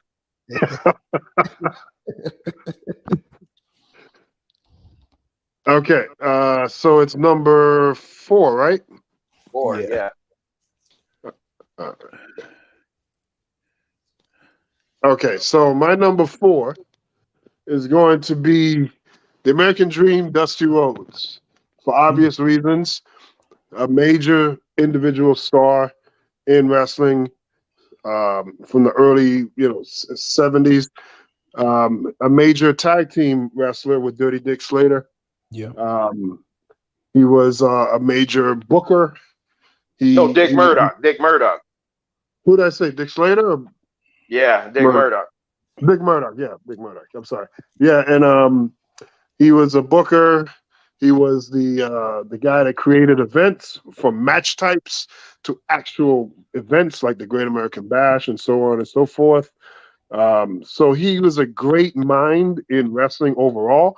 American Dream Dusty Rhodes was the one that took some style from Muhammad Ali and made it his own. And then Ric Flair idolized Dusty Rhodes and took a little bit of Dusty Rhodes, but he helped motivate other wrestlers and he made careers. He was the driving force behind Ron Simmons becoming the first black world heavyweight champion.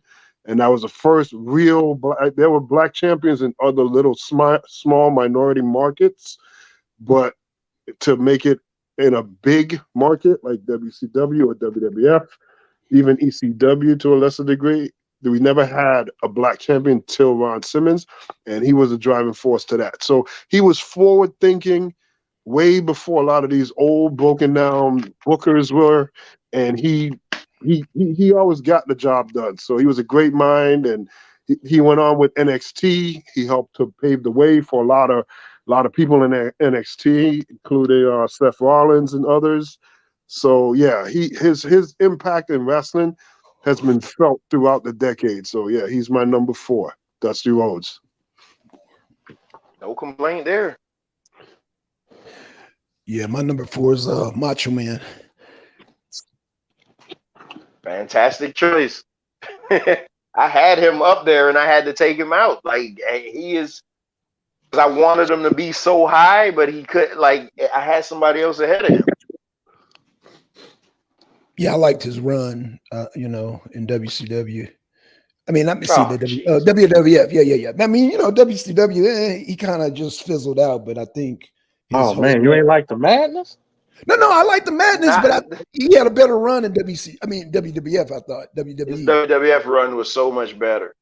Yeah. Well, hold on now. In WCW, I think Macho Man won the title like 4 times. Yeah, but that David Arquette won that belt too. Remember that. That don't mean that. That's the world title from 1905. Lou Sands, Dory Funk, Terry Funk, all those people that have won that title, a little mishap like that doesn't take away from the value of that belt.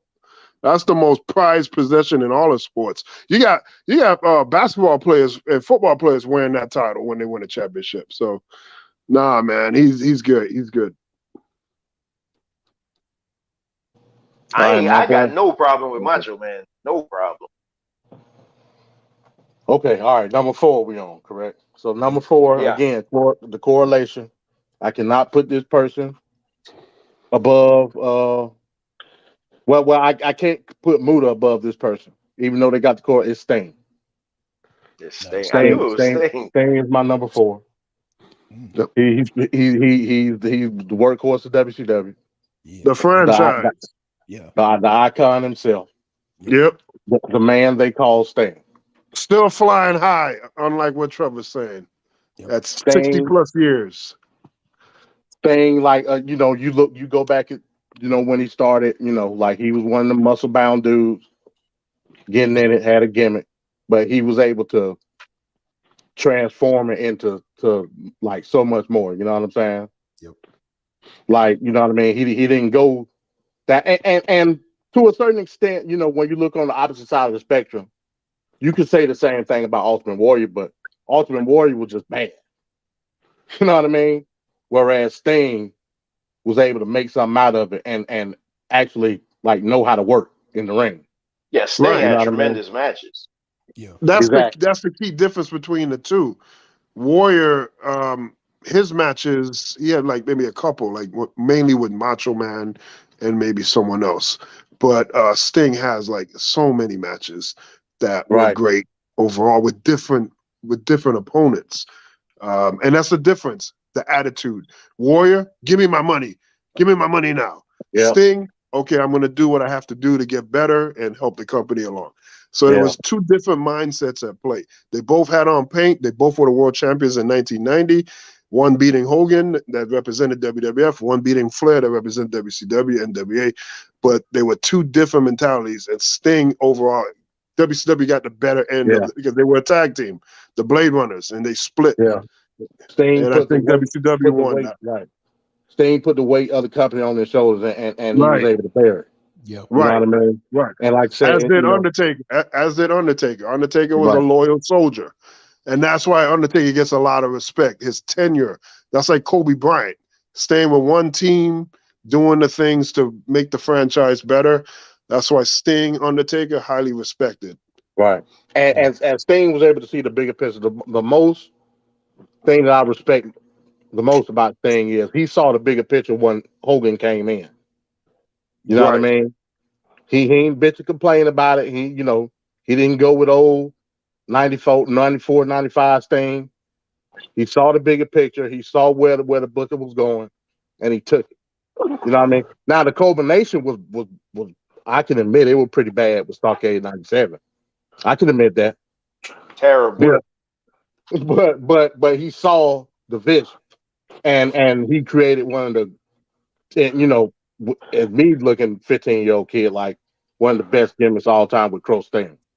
Yeah, Crow Sting was awesome. You know what I mean? So Scott Hall's creation. Scott Hall. Yeah. I think Scott Hall said they was watching the Crow and he was like, But so that's my number 4, the man they call Sting.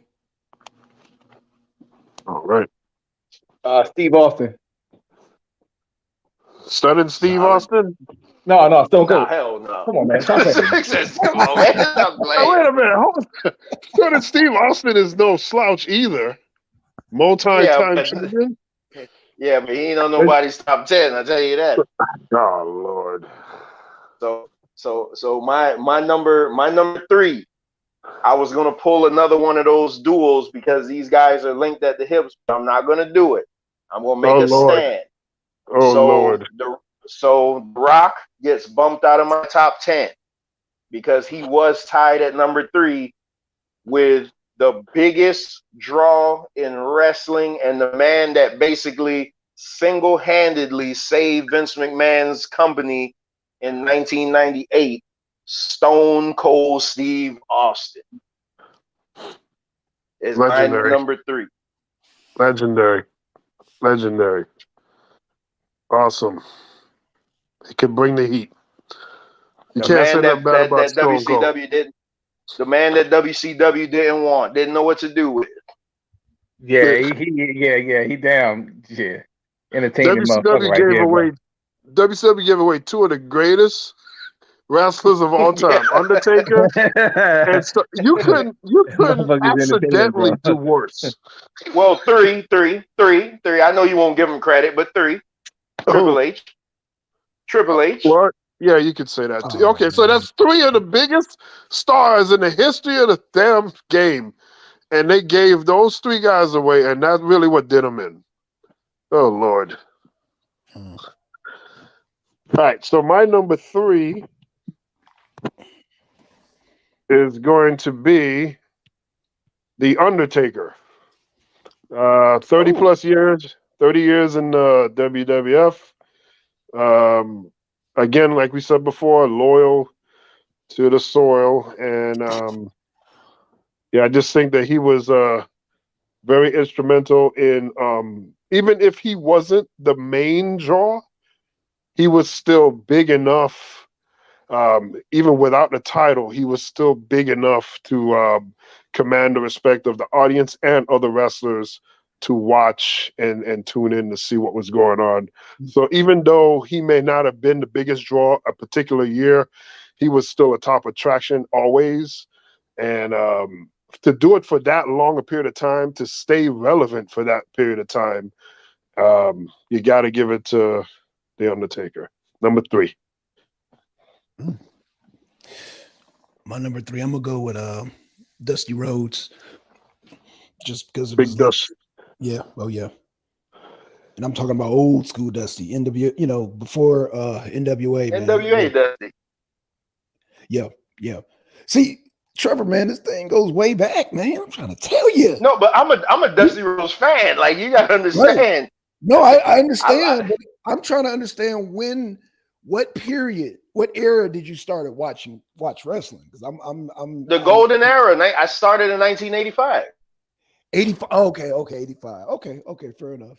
All right. But then I would always go back and look at older stuff. Obviously, I wasn't going into the Luthez's and all that stuff, but I would Frank Gotch and all that type of wrestling. But I would look at like 80s, like early 80s.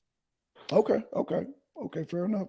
So that's what I'm saying. You need to go back and look at Bill Barr, as the wrestling superstar, man. His old school shit is classics, man. But yeah, I don't even know who that is. Axe from Axe and Smash of Demolition. Oh no, no, that was Edie. His name is Edie. Bill Edie. Yeah, Edie. Oh yeah, Edie, so you said his real name? Yeah, his real name is probably Bill Barr, though. Yeah. Yeah, that guy right there. Yeah, if you look at his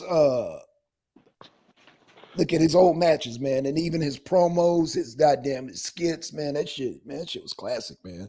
It's like watching. He was called the Masked Superstar. Yeah, Masked Superstar. Yep.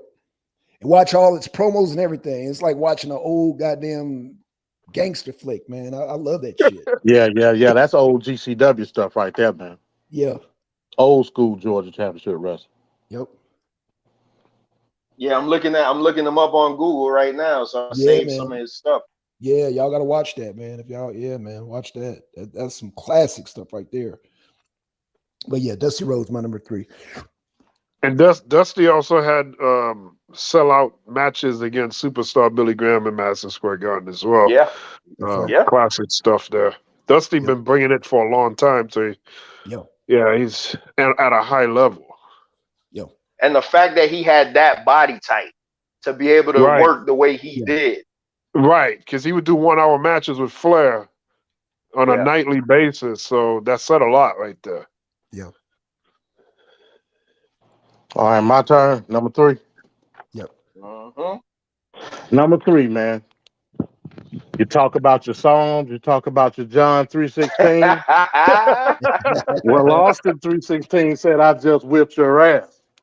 That's my number 3. He the truth, man. Like and it's crazy because I saw the transformation happen. You know what I mean? From his stunning stuff up to that. Like I was like, man, like, and I always knew Steve Austin had it. I always do it. You know what I mean? I think for the most part, like WCW people knew, like Steve Yep. Austin was like he was special. Yep. But I for whatever reason, like he was the mid card guy. You know what I mean? And then it got Yeah, to a point where they Bischoff just fault.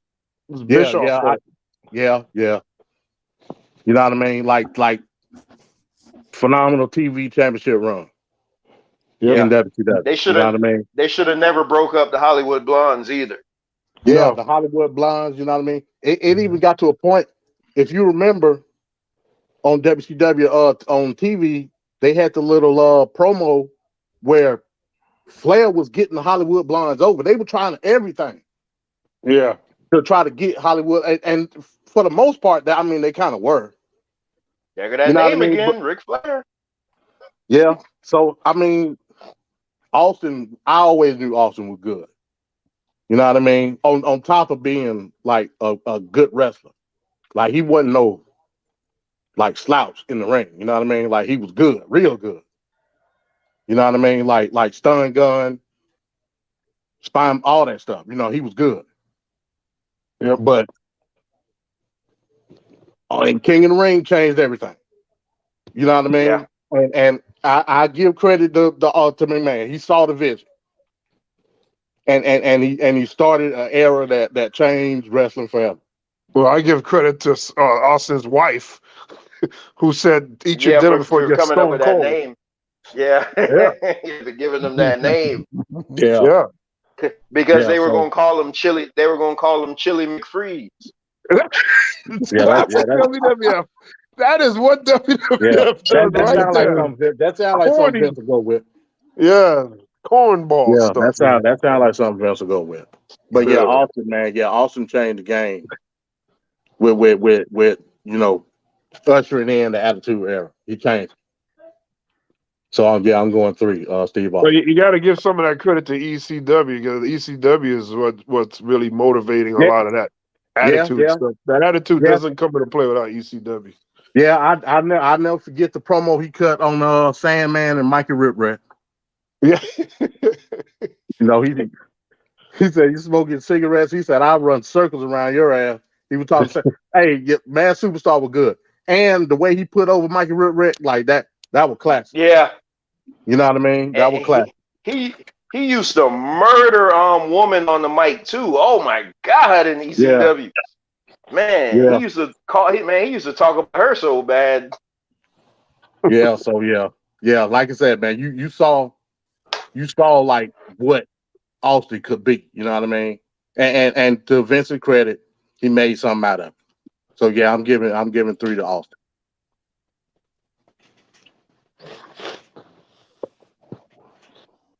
All right, My number 3. My number 3 is Macho Man. Yeah. Yeah, that's hard to deny. Like, Yeah. You gotta. Yeah. Macho Man is so good, man. It's like it's not even funny. It's just, But you know, Trevor, though, you keep talking about how WCW era Macho Man isn't that great, but I feel wasn't. like if Macho Man career ended in '93 when he was on the microphone and he never wrestled again and he was not in WCW, I don't think Macho Man will be held in such high regards. He was a part of some great feuds in WCW, and he won the world title multiple times. If Macho Man's career would have ended at WrestleMania 7, Yeah. in that retirement match against Ultimate Warrior, which was Ultimate Warrior's greatest match ever, Macho Man would have still been a legend. Because I'm not even thinking about him as a champion. I'm talking about his IC run, his Intercontinental run. And remember, before he came to WWF, he had his own Renegade promotion. I forget the name of it, with his dad, where he used to have he used to have they weren't called the Bushwhackers, they were called the sheep herders over there. And they used to have these gruesome, bloody matches. So I know Macho Man from pre-WWF. No, I'm not saying he wouldn't have been a legend or whatever, but he wouldn't have been held at such a high regard A lot of that. His A lot of that. WCW run was shit, man. It was How is shit. how Shit. he's wrestling Ric Because he Flair, was he's wrestling DDP. How's it crap? I don't even get that. Macho Man had like man, 5-6 years. I'm just thinking of all the stuff he did, his matches against Avalanche, his matches against what's the guy that used to wear the roadblock thing around him. I'm like, come on, man. All the countless amount of times he had to job the Hulk Hogan. Come on, man. Oh, get out of here. You're looking at specific. He was jobbing Hogan in WWF. He was jobbing over there. I don't see what is so great of what he did in WWF when I think he achieved a lot more. Sherry. Huh? Yeah, all that stuff was fantastic, man. Oh, you threw the Jerry Scary Sherry. Come on, man. Macho Man and Zeus. Macho Man and Zeus against Hogan. Oh my God! Come on. man. That was tremendous, man. That was tremendous, really, dude. A cockeyed Zeus that had no wrestling holes. That was tremendous. Come on, man. Get out of here. Macho Man was a part of the NWO thing, that angle right there. That's like etched in history. He went on to do so much more. In the WWF, he got that one championship in a tournament, which is not that he had for a year. Huh? He had for a year. He had it for just a year. To lose to Hogan. And then he won again with Ric Flair, just to lose to Flair again. So, I mean, that was the extent of it. But he had the epic match with Ultimate Warrior. Nobody wants to give Warrior credit. For some reason, I guess Macho Man was in the ring by himself. And then he had the epic match with Ricky Steamboat. But Macho Man mapped that out, though. So you have to give that to Macho Man. If Ultimate Warrior doesn't do what he needs to do, then the match ain't going nowhere. No matter how. Yeah, I give him credit. Macho Man mapped out a lot of matches, and we don't remember those fondly. I mean, I'm telling you, you don't remember. One match you didn't talk about from Macho Man was Macho Man versus Ric Flair at WrestleMania 8, which was better than anything they had in WCW. I wasn't a fan of that. Man.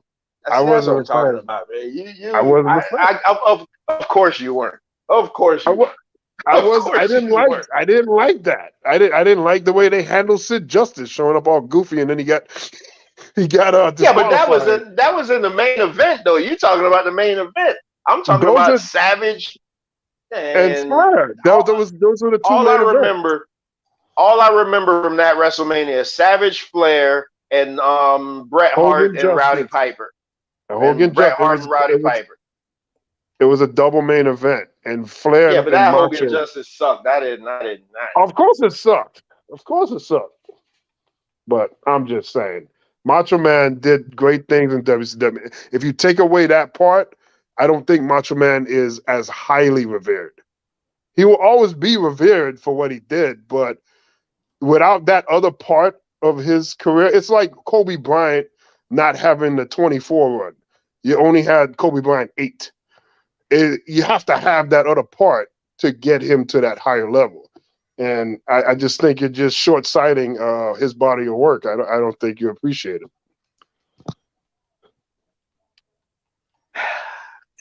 There we go. My number 2. If you know me for more than 10 minutes, you know who this is gonna be.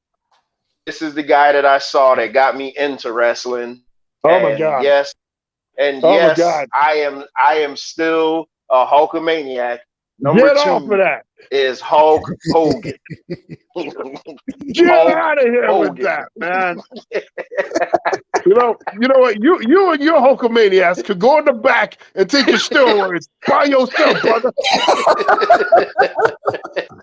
What you gonna do, brother? Hulk Hogan, man. Hulk Hogan, if it was just, he said it perfectly in that NWO turn. If it wasn't for Hulk Hogan, the wrestling industry would have never been where it was. Hulk Hogan single-handedly put Titan Sports on his back. This man had something to do with that. He put Titan Sports on his back and ran them into the new generation. Hulk Hogan, all he had to do was steal superstar Billy Graham's gimmick. That's all. No big deal. Damn. Literally looked like Superstar from head to toe. Come on, shit. man. Hulk Hogan wasn't that significant. Oh shit.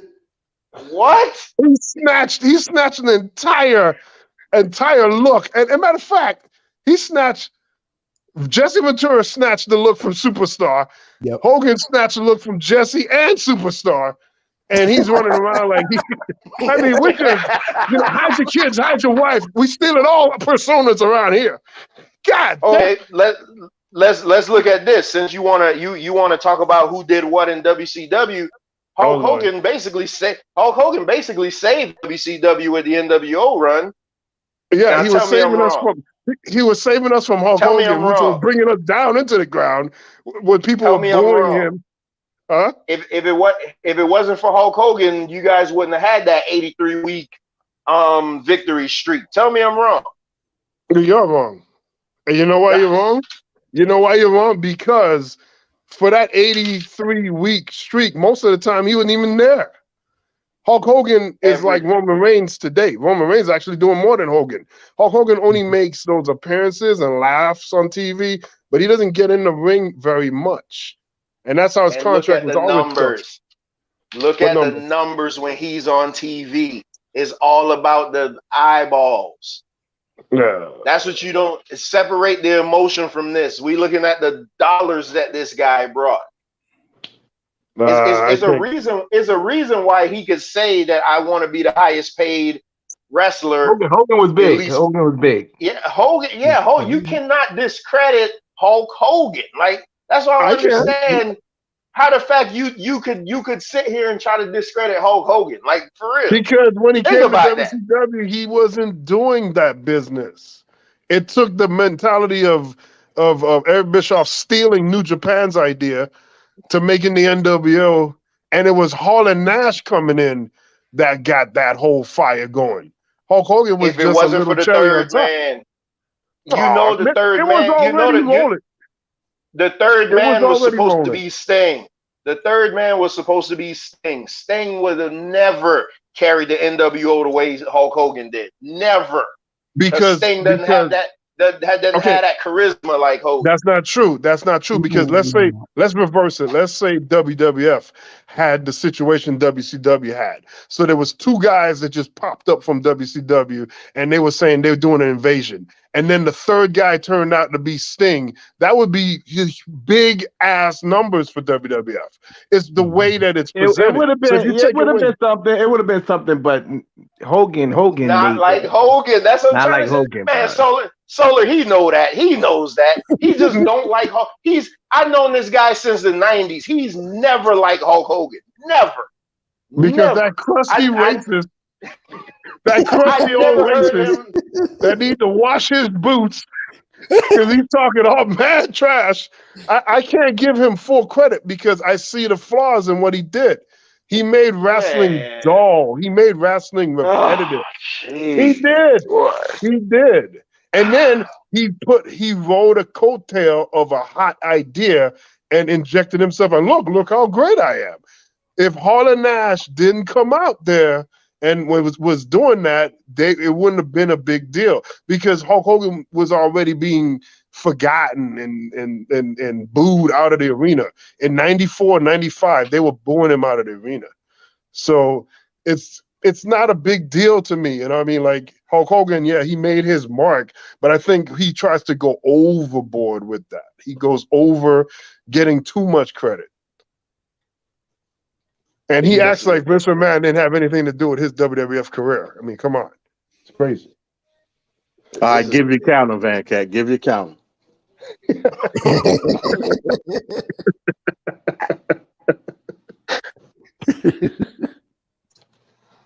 Oh, is it my turn now? Yeah. Go ahead. All right. So number two, my number two is Sting, for obvious reasons. Multi-time champion. He's just hating. The hate is within him. Oh my God! It's like Anakin Skywalker turned into the dark side. He just can't get that hate out of him. Sting for obvious reasons. His loyalty to WCW, running the flag of the company, represented it on a high level. He, unlike Undertaker, Sting was able to face off with a bigger, wider wrestlers from worldwide, because WWF was just really just WWF, and they just stayed in that box, whereas WCW could be in Japan, maybe Mexico. So he was facing guys worldwide all over, plus the influx of talent that was coming in from WWF and other areas into WCW. He had great matchups. The Undertaker has some stale matchups over the years, because again, it's how many times you're going to face Triple H and Owen, Bret Hart and all those guys. But so Sting to me, he had all kinds of matches, power matches, intense matches, story-driven matches. He delivered on all cylinders. This wrestler, I forgot his name. I think it's Dutch Landell. He always has something negative to say about Sting, and he brings up always the beginning of his career when he was a part of the Blake. Yeah, yes, him. He would always bring up like his early years and talk about the greenness of Sting. And I'm thinking to myself, oh my God, that was like back in the early '80s. Why are you bringing that up? Why don't we talk about his growth? So he was just hating. Sting grew, and he became a multi-world champion. He learned from Ric Flair. He learned from others in the organization, and he just got better over time. And he's always been known as a good guy as far as the way he treats others, unlike Ultimate Warrior and others. But so I go with Sting, because I think he was not only in ring a really good person, but out of the ring. So I go with Sting for my number 2 all time. All right, my number 2. I'm going to say, because this guy has the best agility. He had a good run in WCW and WWE and in TNA, man. I got to hold it down for Booker T. Yep. Hey, you got Book up there high. Yeah, man. I mean, look at the agility, man. For a guy his size, man, he was 6'2". Yeah, Book is awesome. Big is awesome. Yeah, I think Book is underrated. Still doing it.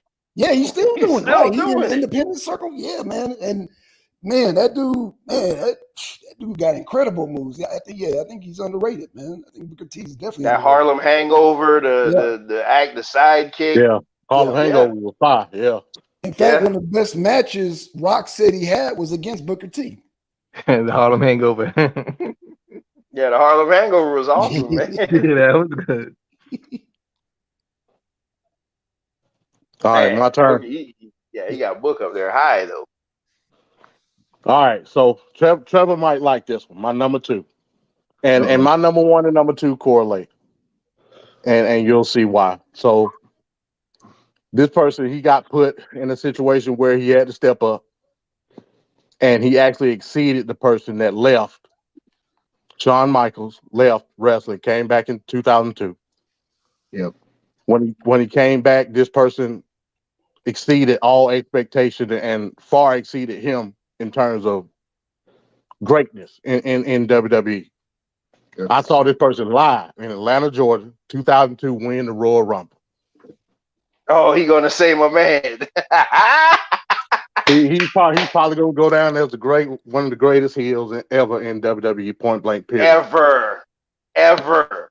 And I'm talking about the game himself, the King of Kings. Yes, sir. Triple H. Wow. And I couldn't even put Triple H on my list because I couldn't put him at number 1. I mean, come on, man.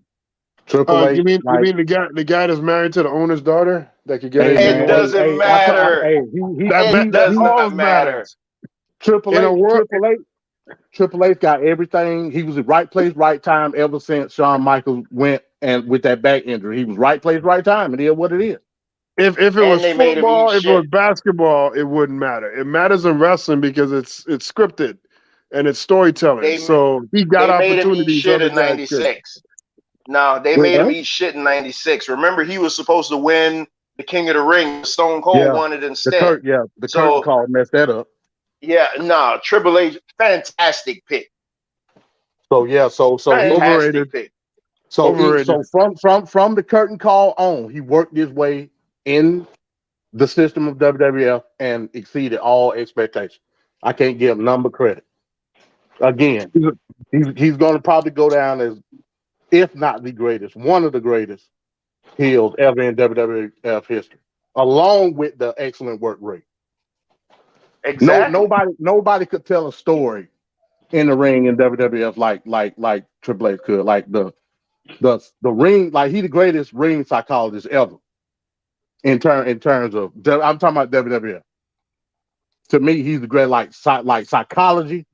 That's why he's the Wait, cerebral you got assassin for a that reason. motherfucker number one, man? No, he's number 2. No, he got a number 2. Yeah, number 2. Okay. Hey, they call him the cerebral assassin for a reason. Ain't nobody could tell a story like Randy Orton.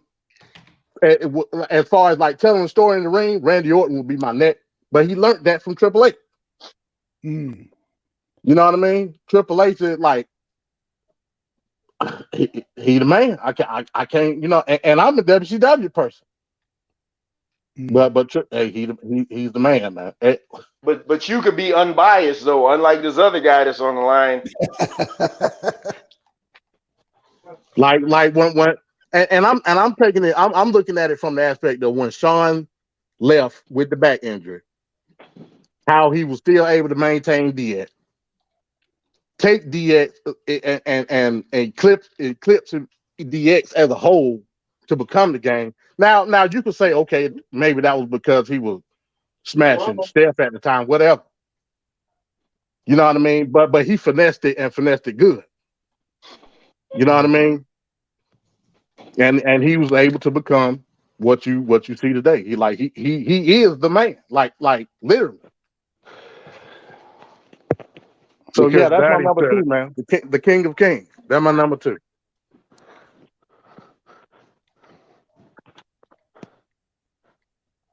Oh, that was you, MD? Yeah, that was me. My number 2 is Ultimate Warrior. Ultimate Warrior. I knew that was coming. I knew it was coming, man. Ultimate Warrior. Explain to me, boss. Explain to me.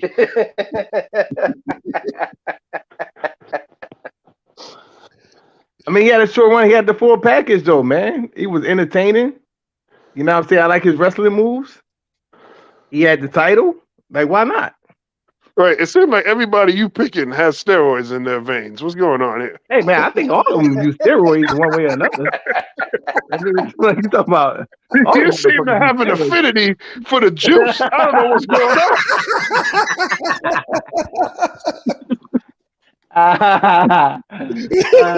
Yeah, because he what was his move? The power press, the press.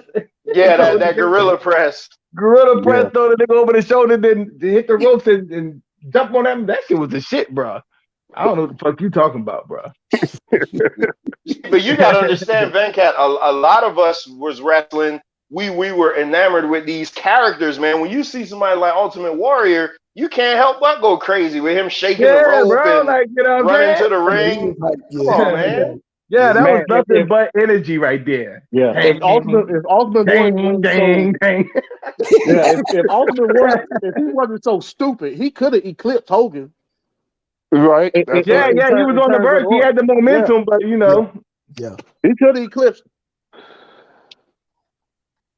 What had happened? Shit, that's what I want to know. Yeah. Well, Hogan was smart because once he got to that American type of, you know, it was it right there, bro.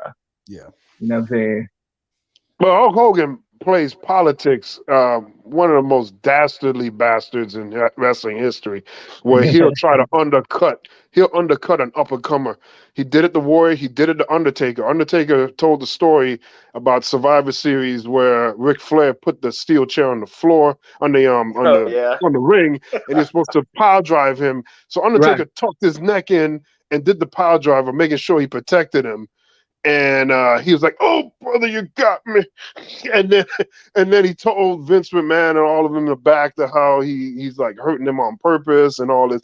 And Undertaker at that point had only been in the WWF for like a year. Yeah, that wasn't that long. I remember that one. When he tombstone him on a chair. Yeah. Right. So Hogan Man, he does like missed that chair by a foot. Yeah, but the shady tactics of Hulk Hogan trying to like screw over an up and comer that may take his spot, and he's been doing that forever. He did it to Bret Hart too. So he's just been screwing guys over all over the place. Well, He has some now awesome we done come matchups though, down. Hogan, man. You gotta keep it real. Hogan is a piece of trash. Remember that joke with him and Yokozuna? I think it was a Yokozuna. Yeah, What was it? yeah. With exploding camera. Title. Yo, yeah. So now we done come down to the nitty gritty. Number one, because I have respect and for the tradition of professional wrestling. Oh Lord, no doubt, the greatest wrestler to ever grace the sport of professional wrestling. The guy that's even so relevant, he's talked about in hip hop culture, none other than the Nature Boy Ric Flair. get the fuck out of here! What? Oh, God damn it! What? Ric Flair. Ric Flair, man. Gosh. Oh The human trash bag. The human trash bag. The human trash. You can't separate the personal. You're thinking about personal stuff. That's why I put Benoit on my list, because I took the personal out of it. It's not just personal. Ric Flair has propped up a lot of people like Sting and whatnot, and I give him applause for that. But he's also undermined others too, like Cactus Jack, screwing him over in WCW days. So I don't buy it with Flair. Like, the more you learn about like the politics of wrestling, and you see like what the so-called top guys have done, John Cena is in that whole mix too, as far as doing these backstage politics that kind of screw over these other guys back there, and that's what wrestling is. Not like basketball. Like, you could talk bad about me as a basketball player, and I could still go out and score 30 points. You can't go out and do your thing in wrestling because you have people you have to listen to in the back, and if you don't do what they say, you're gonna get cut out pretty quickly. So it's a different world. And when you see these guys that you think are top guys, and you see what the dirty tactics they do to get to the top and to stay on the top, is a real cutthroat business. It's something that the average fan isn't really thinking about, but I see it, and I think about it a lot. So those are the things that are weighing my mind. It's just stuff like that. Like this, just Flair. I don't know, man. Every year, I'm just going to be losing more respect for him the more I think about stuff. Ric Flair, greatest of all time. Oh Lord. No. That means all that shit you just said, he don't give a fuck about.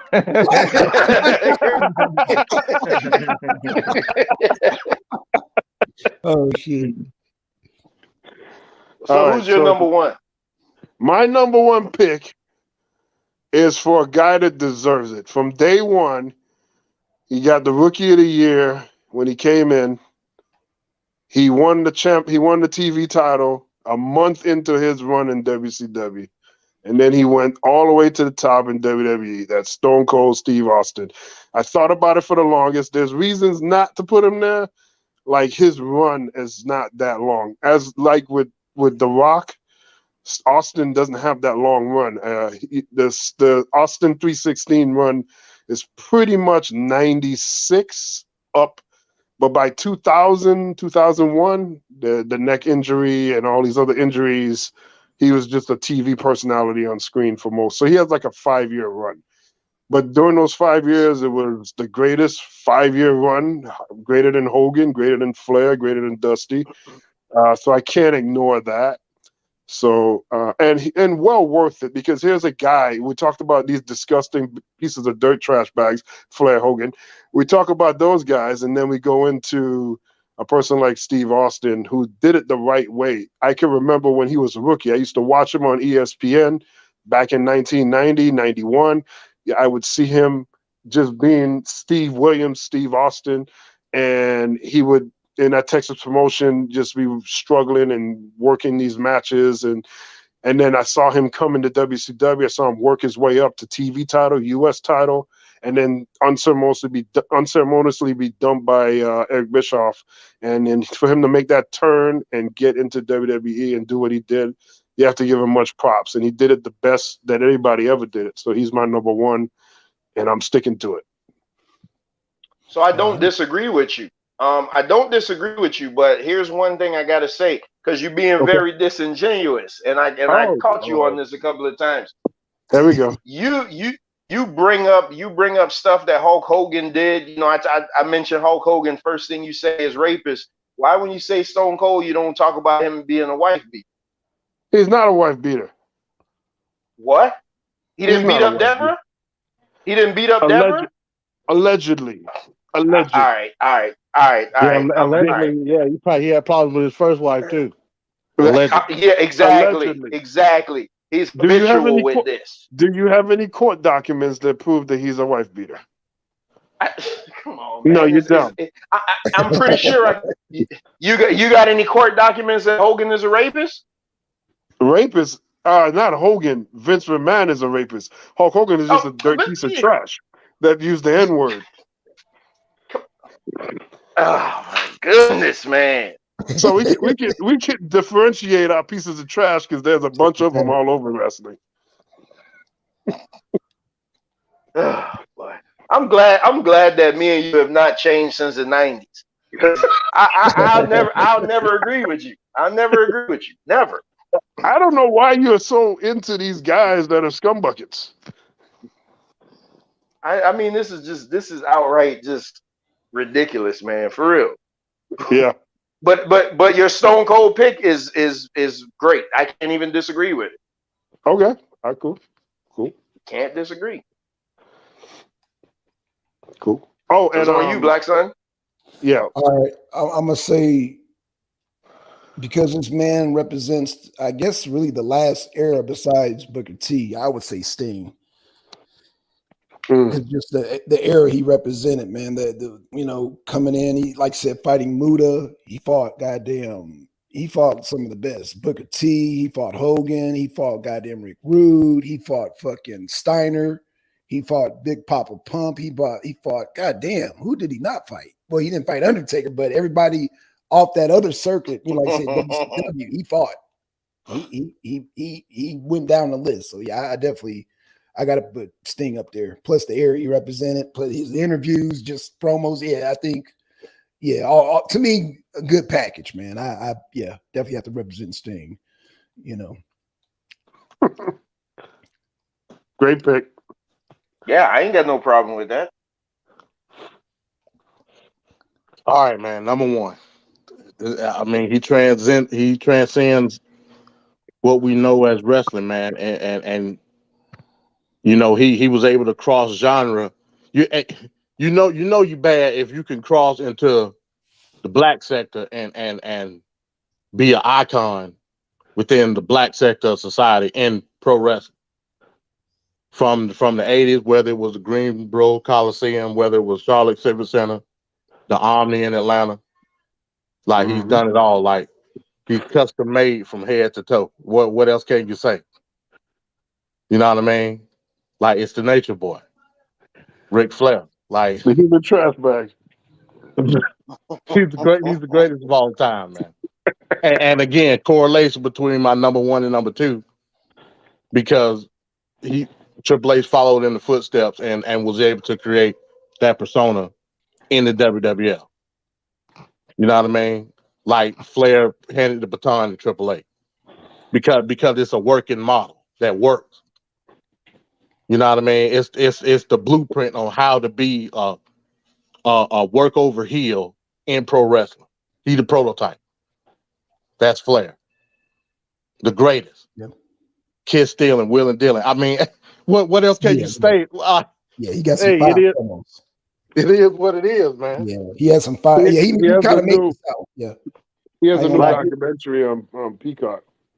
You know what I mean? Whenever you get the opportunity to walk that aisle through style and profile, like it is what it is, man. But we ain't gonna never see that again. Ever. Yeah. Like they say it's this young guy in AEW right now named Mike Maxwell Jacob Friedman, but hey, Well, don't even do it. Don't do it. It's yet to be seen. You know what I mean? Mhm. Wait, Trevor, what do you have against him? No, MJT. I don't have it. But MJT, I mean. if he's gonna use MJF in the same breath as Ric Flair, No, don't I'm do it not. because I'm not. MJF I'm just telling you MJF what. I'm can't. just telling you. No, I'm saying. I'm just telling you what the pundits are saying. Like, if there's anything close, it will be him. I'm just telling you what they saying. If it's I can anything see close to that. Ric I can Flair, see that. if it's anything close to Ric Flair, it would have been your number 2 pick in the game, Triple H. Oh, MJF is nothing No, but he I all agree. wouldn't. No, he MJF is a wouldn't. cuss word. That's it. All he can I do is agree with cuss. That's it. That's it. you. I agree. So, Okay. so Now Trevor, so go ahead. Go ahead. if he wasn't cursing, then you would say he would be. No, I don't think he's that good.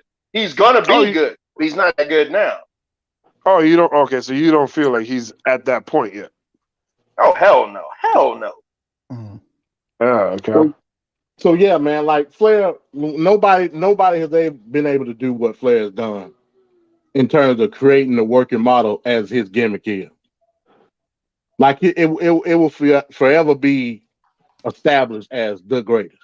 Point blank. Period. Yeah. So So Ric Flair, we talk about people where they get their stuff from, like Dusty getting a lot of his stuff from Muhammad Ali. Muhammad Ali got a lot of his stuff from a wrestler, the first George. superstar of wrestling, Gorgeous George. George. Gorgeous George, yeah, Gorgeous George. He motivated and inspired many different people to copy his style or take things from him. Ric Flair, obviously, being one of them as well, and even the original Nature Boy, Buddy Rogers. So I say that because he's on my list. If we were going all the way up to 20, he's my number 20 just because of what he's done there. Because he pretty much said, I mean, if you think in his day, football was not as dominating as it is today. Wrestling was beating football hand over fist. Wrestling was a must-see TV, and the reason wrestling became must-see TV back in those times was because of Gorgeous George and the things that he did, the robes and the way Mhm. he presented himself. And you see a lot of that in Ric Flair. You see a lot of that in Muhammad Ali, and it's just amazing. But that's why I bring up those guys because like they're the ones that are really like that really set it forward. Without him, you don't have this. So I just wanted to give credit to him.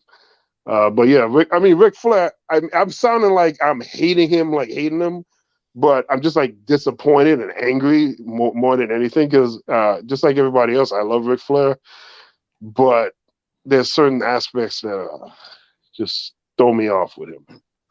You know, a lot of that was Ole Anderson, right? A lot of Well, that you're trying to pin on Ric Flair was Ole Anderson. he's right there with Ole. He's right there with him.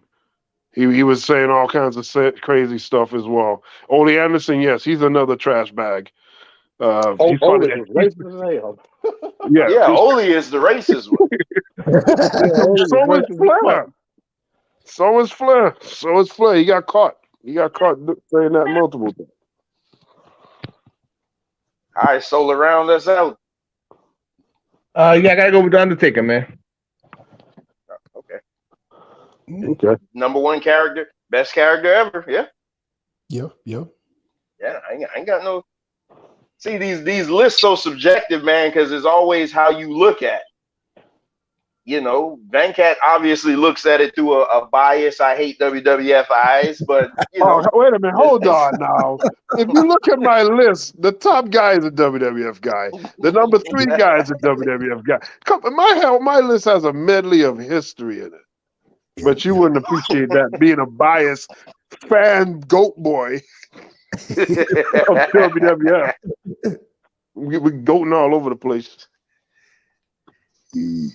All right, man. Everybody give like 5 or 6 honorable mentions, like straight down. Yeah. Oh, for me, Brock Lesnar, Randy Orton. I wish I could have put him on my top 10, but I can't. So Lesnar, Orton, the god of wrestling, Roman Reigns right now. Who else would I give the last two? AJ. Oh God, AJ Styles. How could I forget AJ Styles? I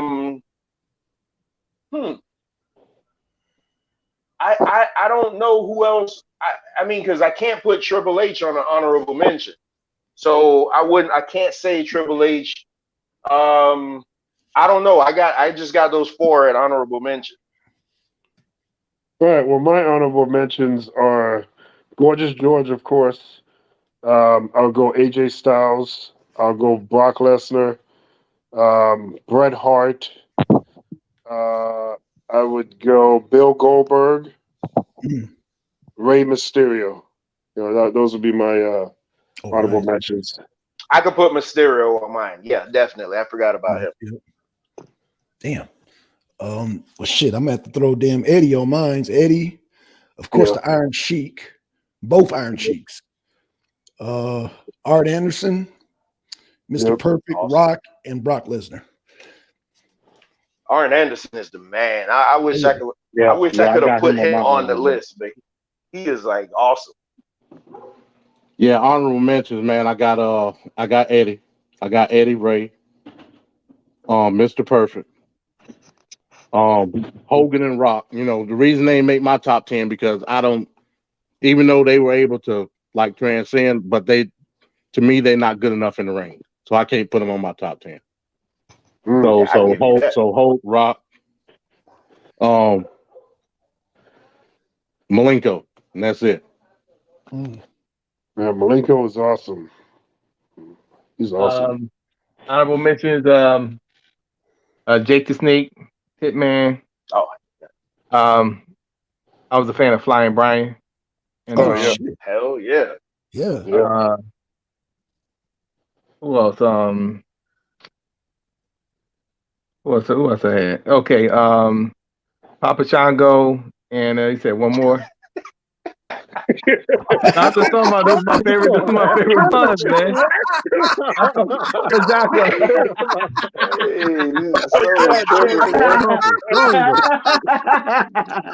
Oh my goodness. Papa Shango and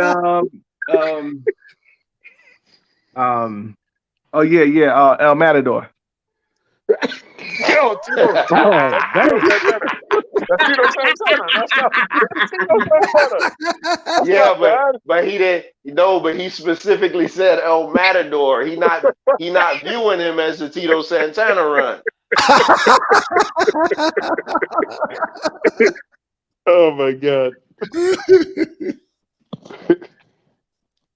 Well, fellas, I did my over 2 hours. We were talking about keeping this to 2 hours, so Yep. We ain't even do a tag team, man. We supposed to do a tag team. No, we gotta do a tag team the next time. No. Let's just do 5. Do top 5 tag teams. Just list off your 5 instead of the whole breakdown, just so we get an idea. Just do it real quick. Steiner Brothers -- 1.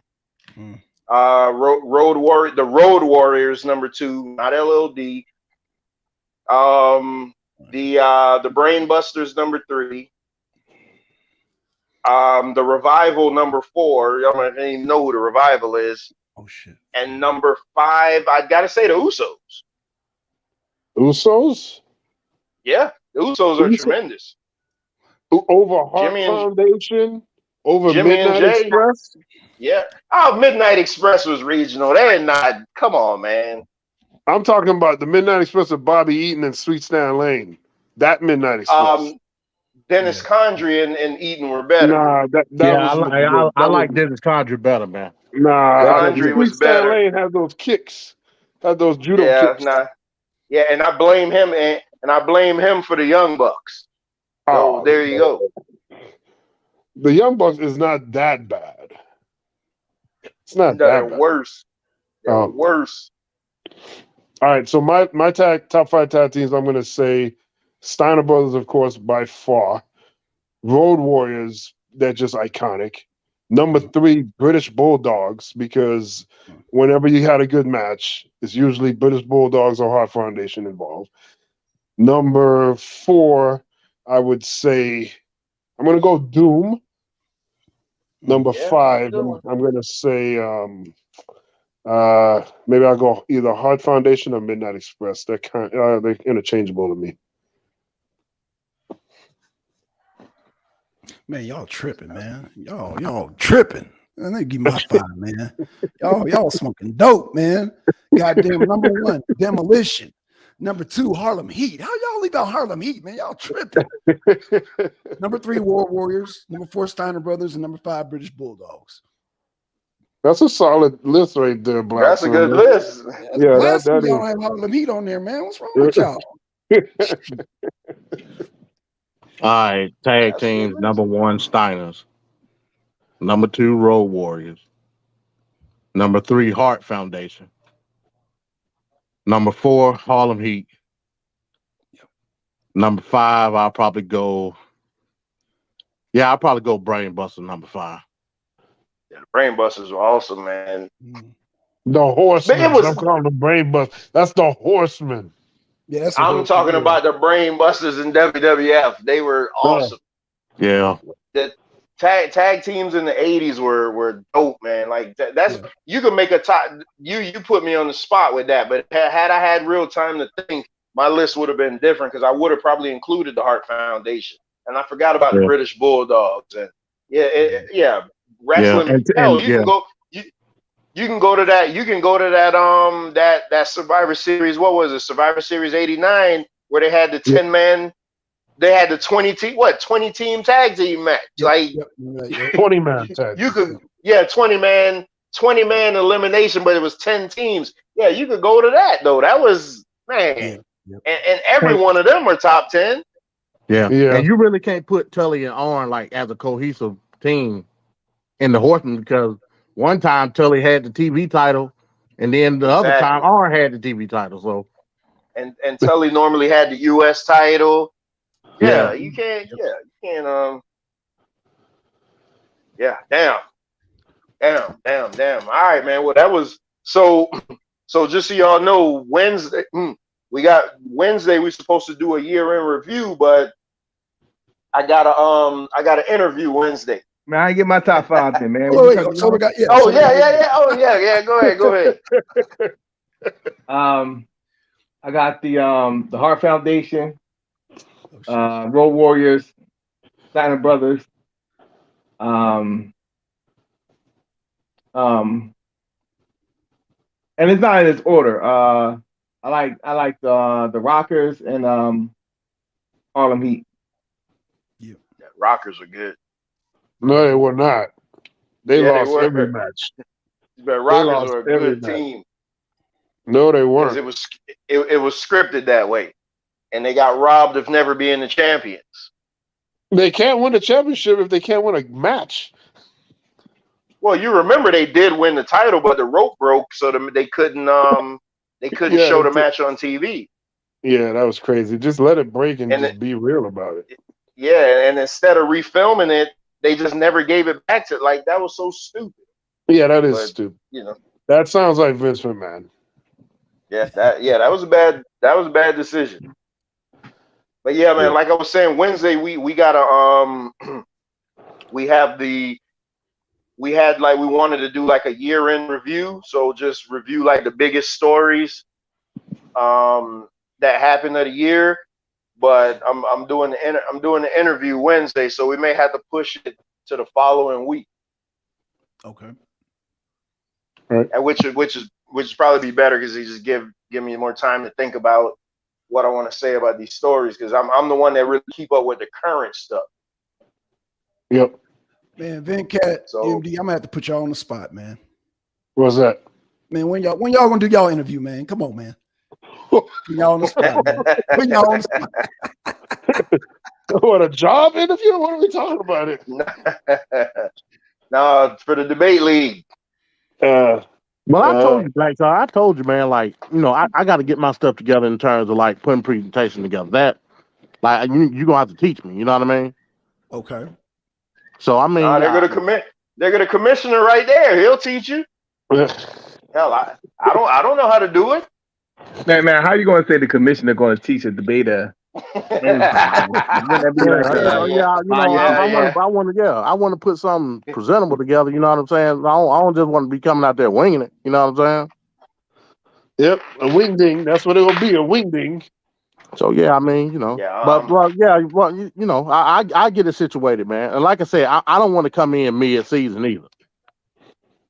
So yeah, man. You know, we'll figure it out. Okay. Yeah, I got more watching to do if I could even get so to that. Are you putting any of the old debates back up? I'll put them back up. All right. That was that was Angel took some of them down. Well, a lot of them down. I put some of them back up. Because some of them was like real classics. Yeah. Especially one of my favorite ones, one of the funniest ones is always watching Minister Howell and Aratazar. Like for some reason, I just love watching that debate. Like that's a guilty pleasure of mine. I just love watching that. Yeah, and that's why I was saying about like, you know, people want to make all like, you know, this criterion, the elite debaters. I'm telling you, it's no different than wrestling. I would love to watch a Saturday with the beginning wrestler getting their ass whooped by the Undertaker. I love watching that shit. I love jobber matches. Yeah, they need to bring jobber matches back for real. You know what I'm saying? Another honorable mention, the Brooklyn Brawler and shit.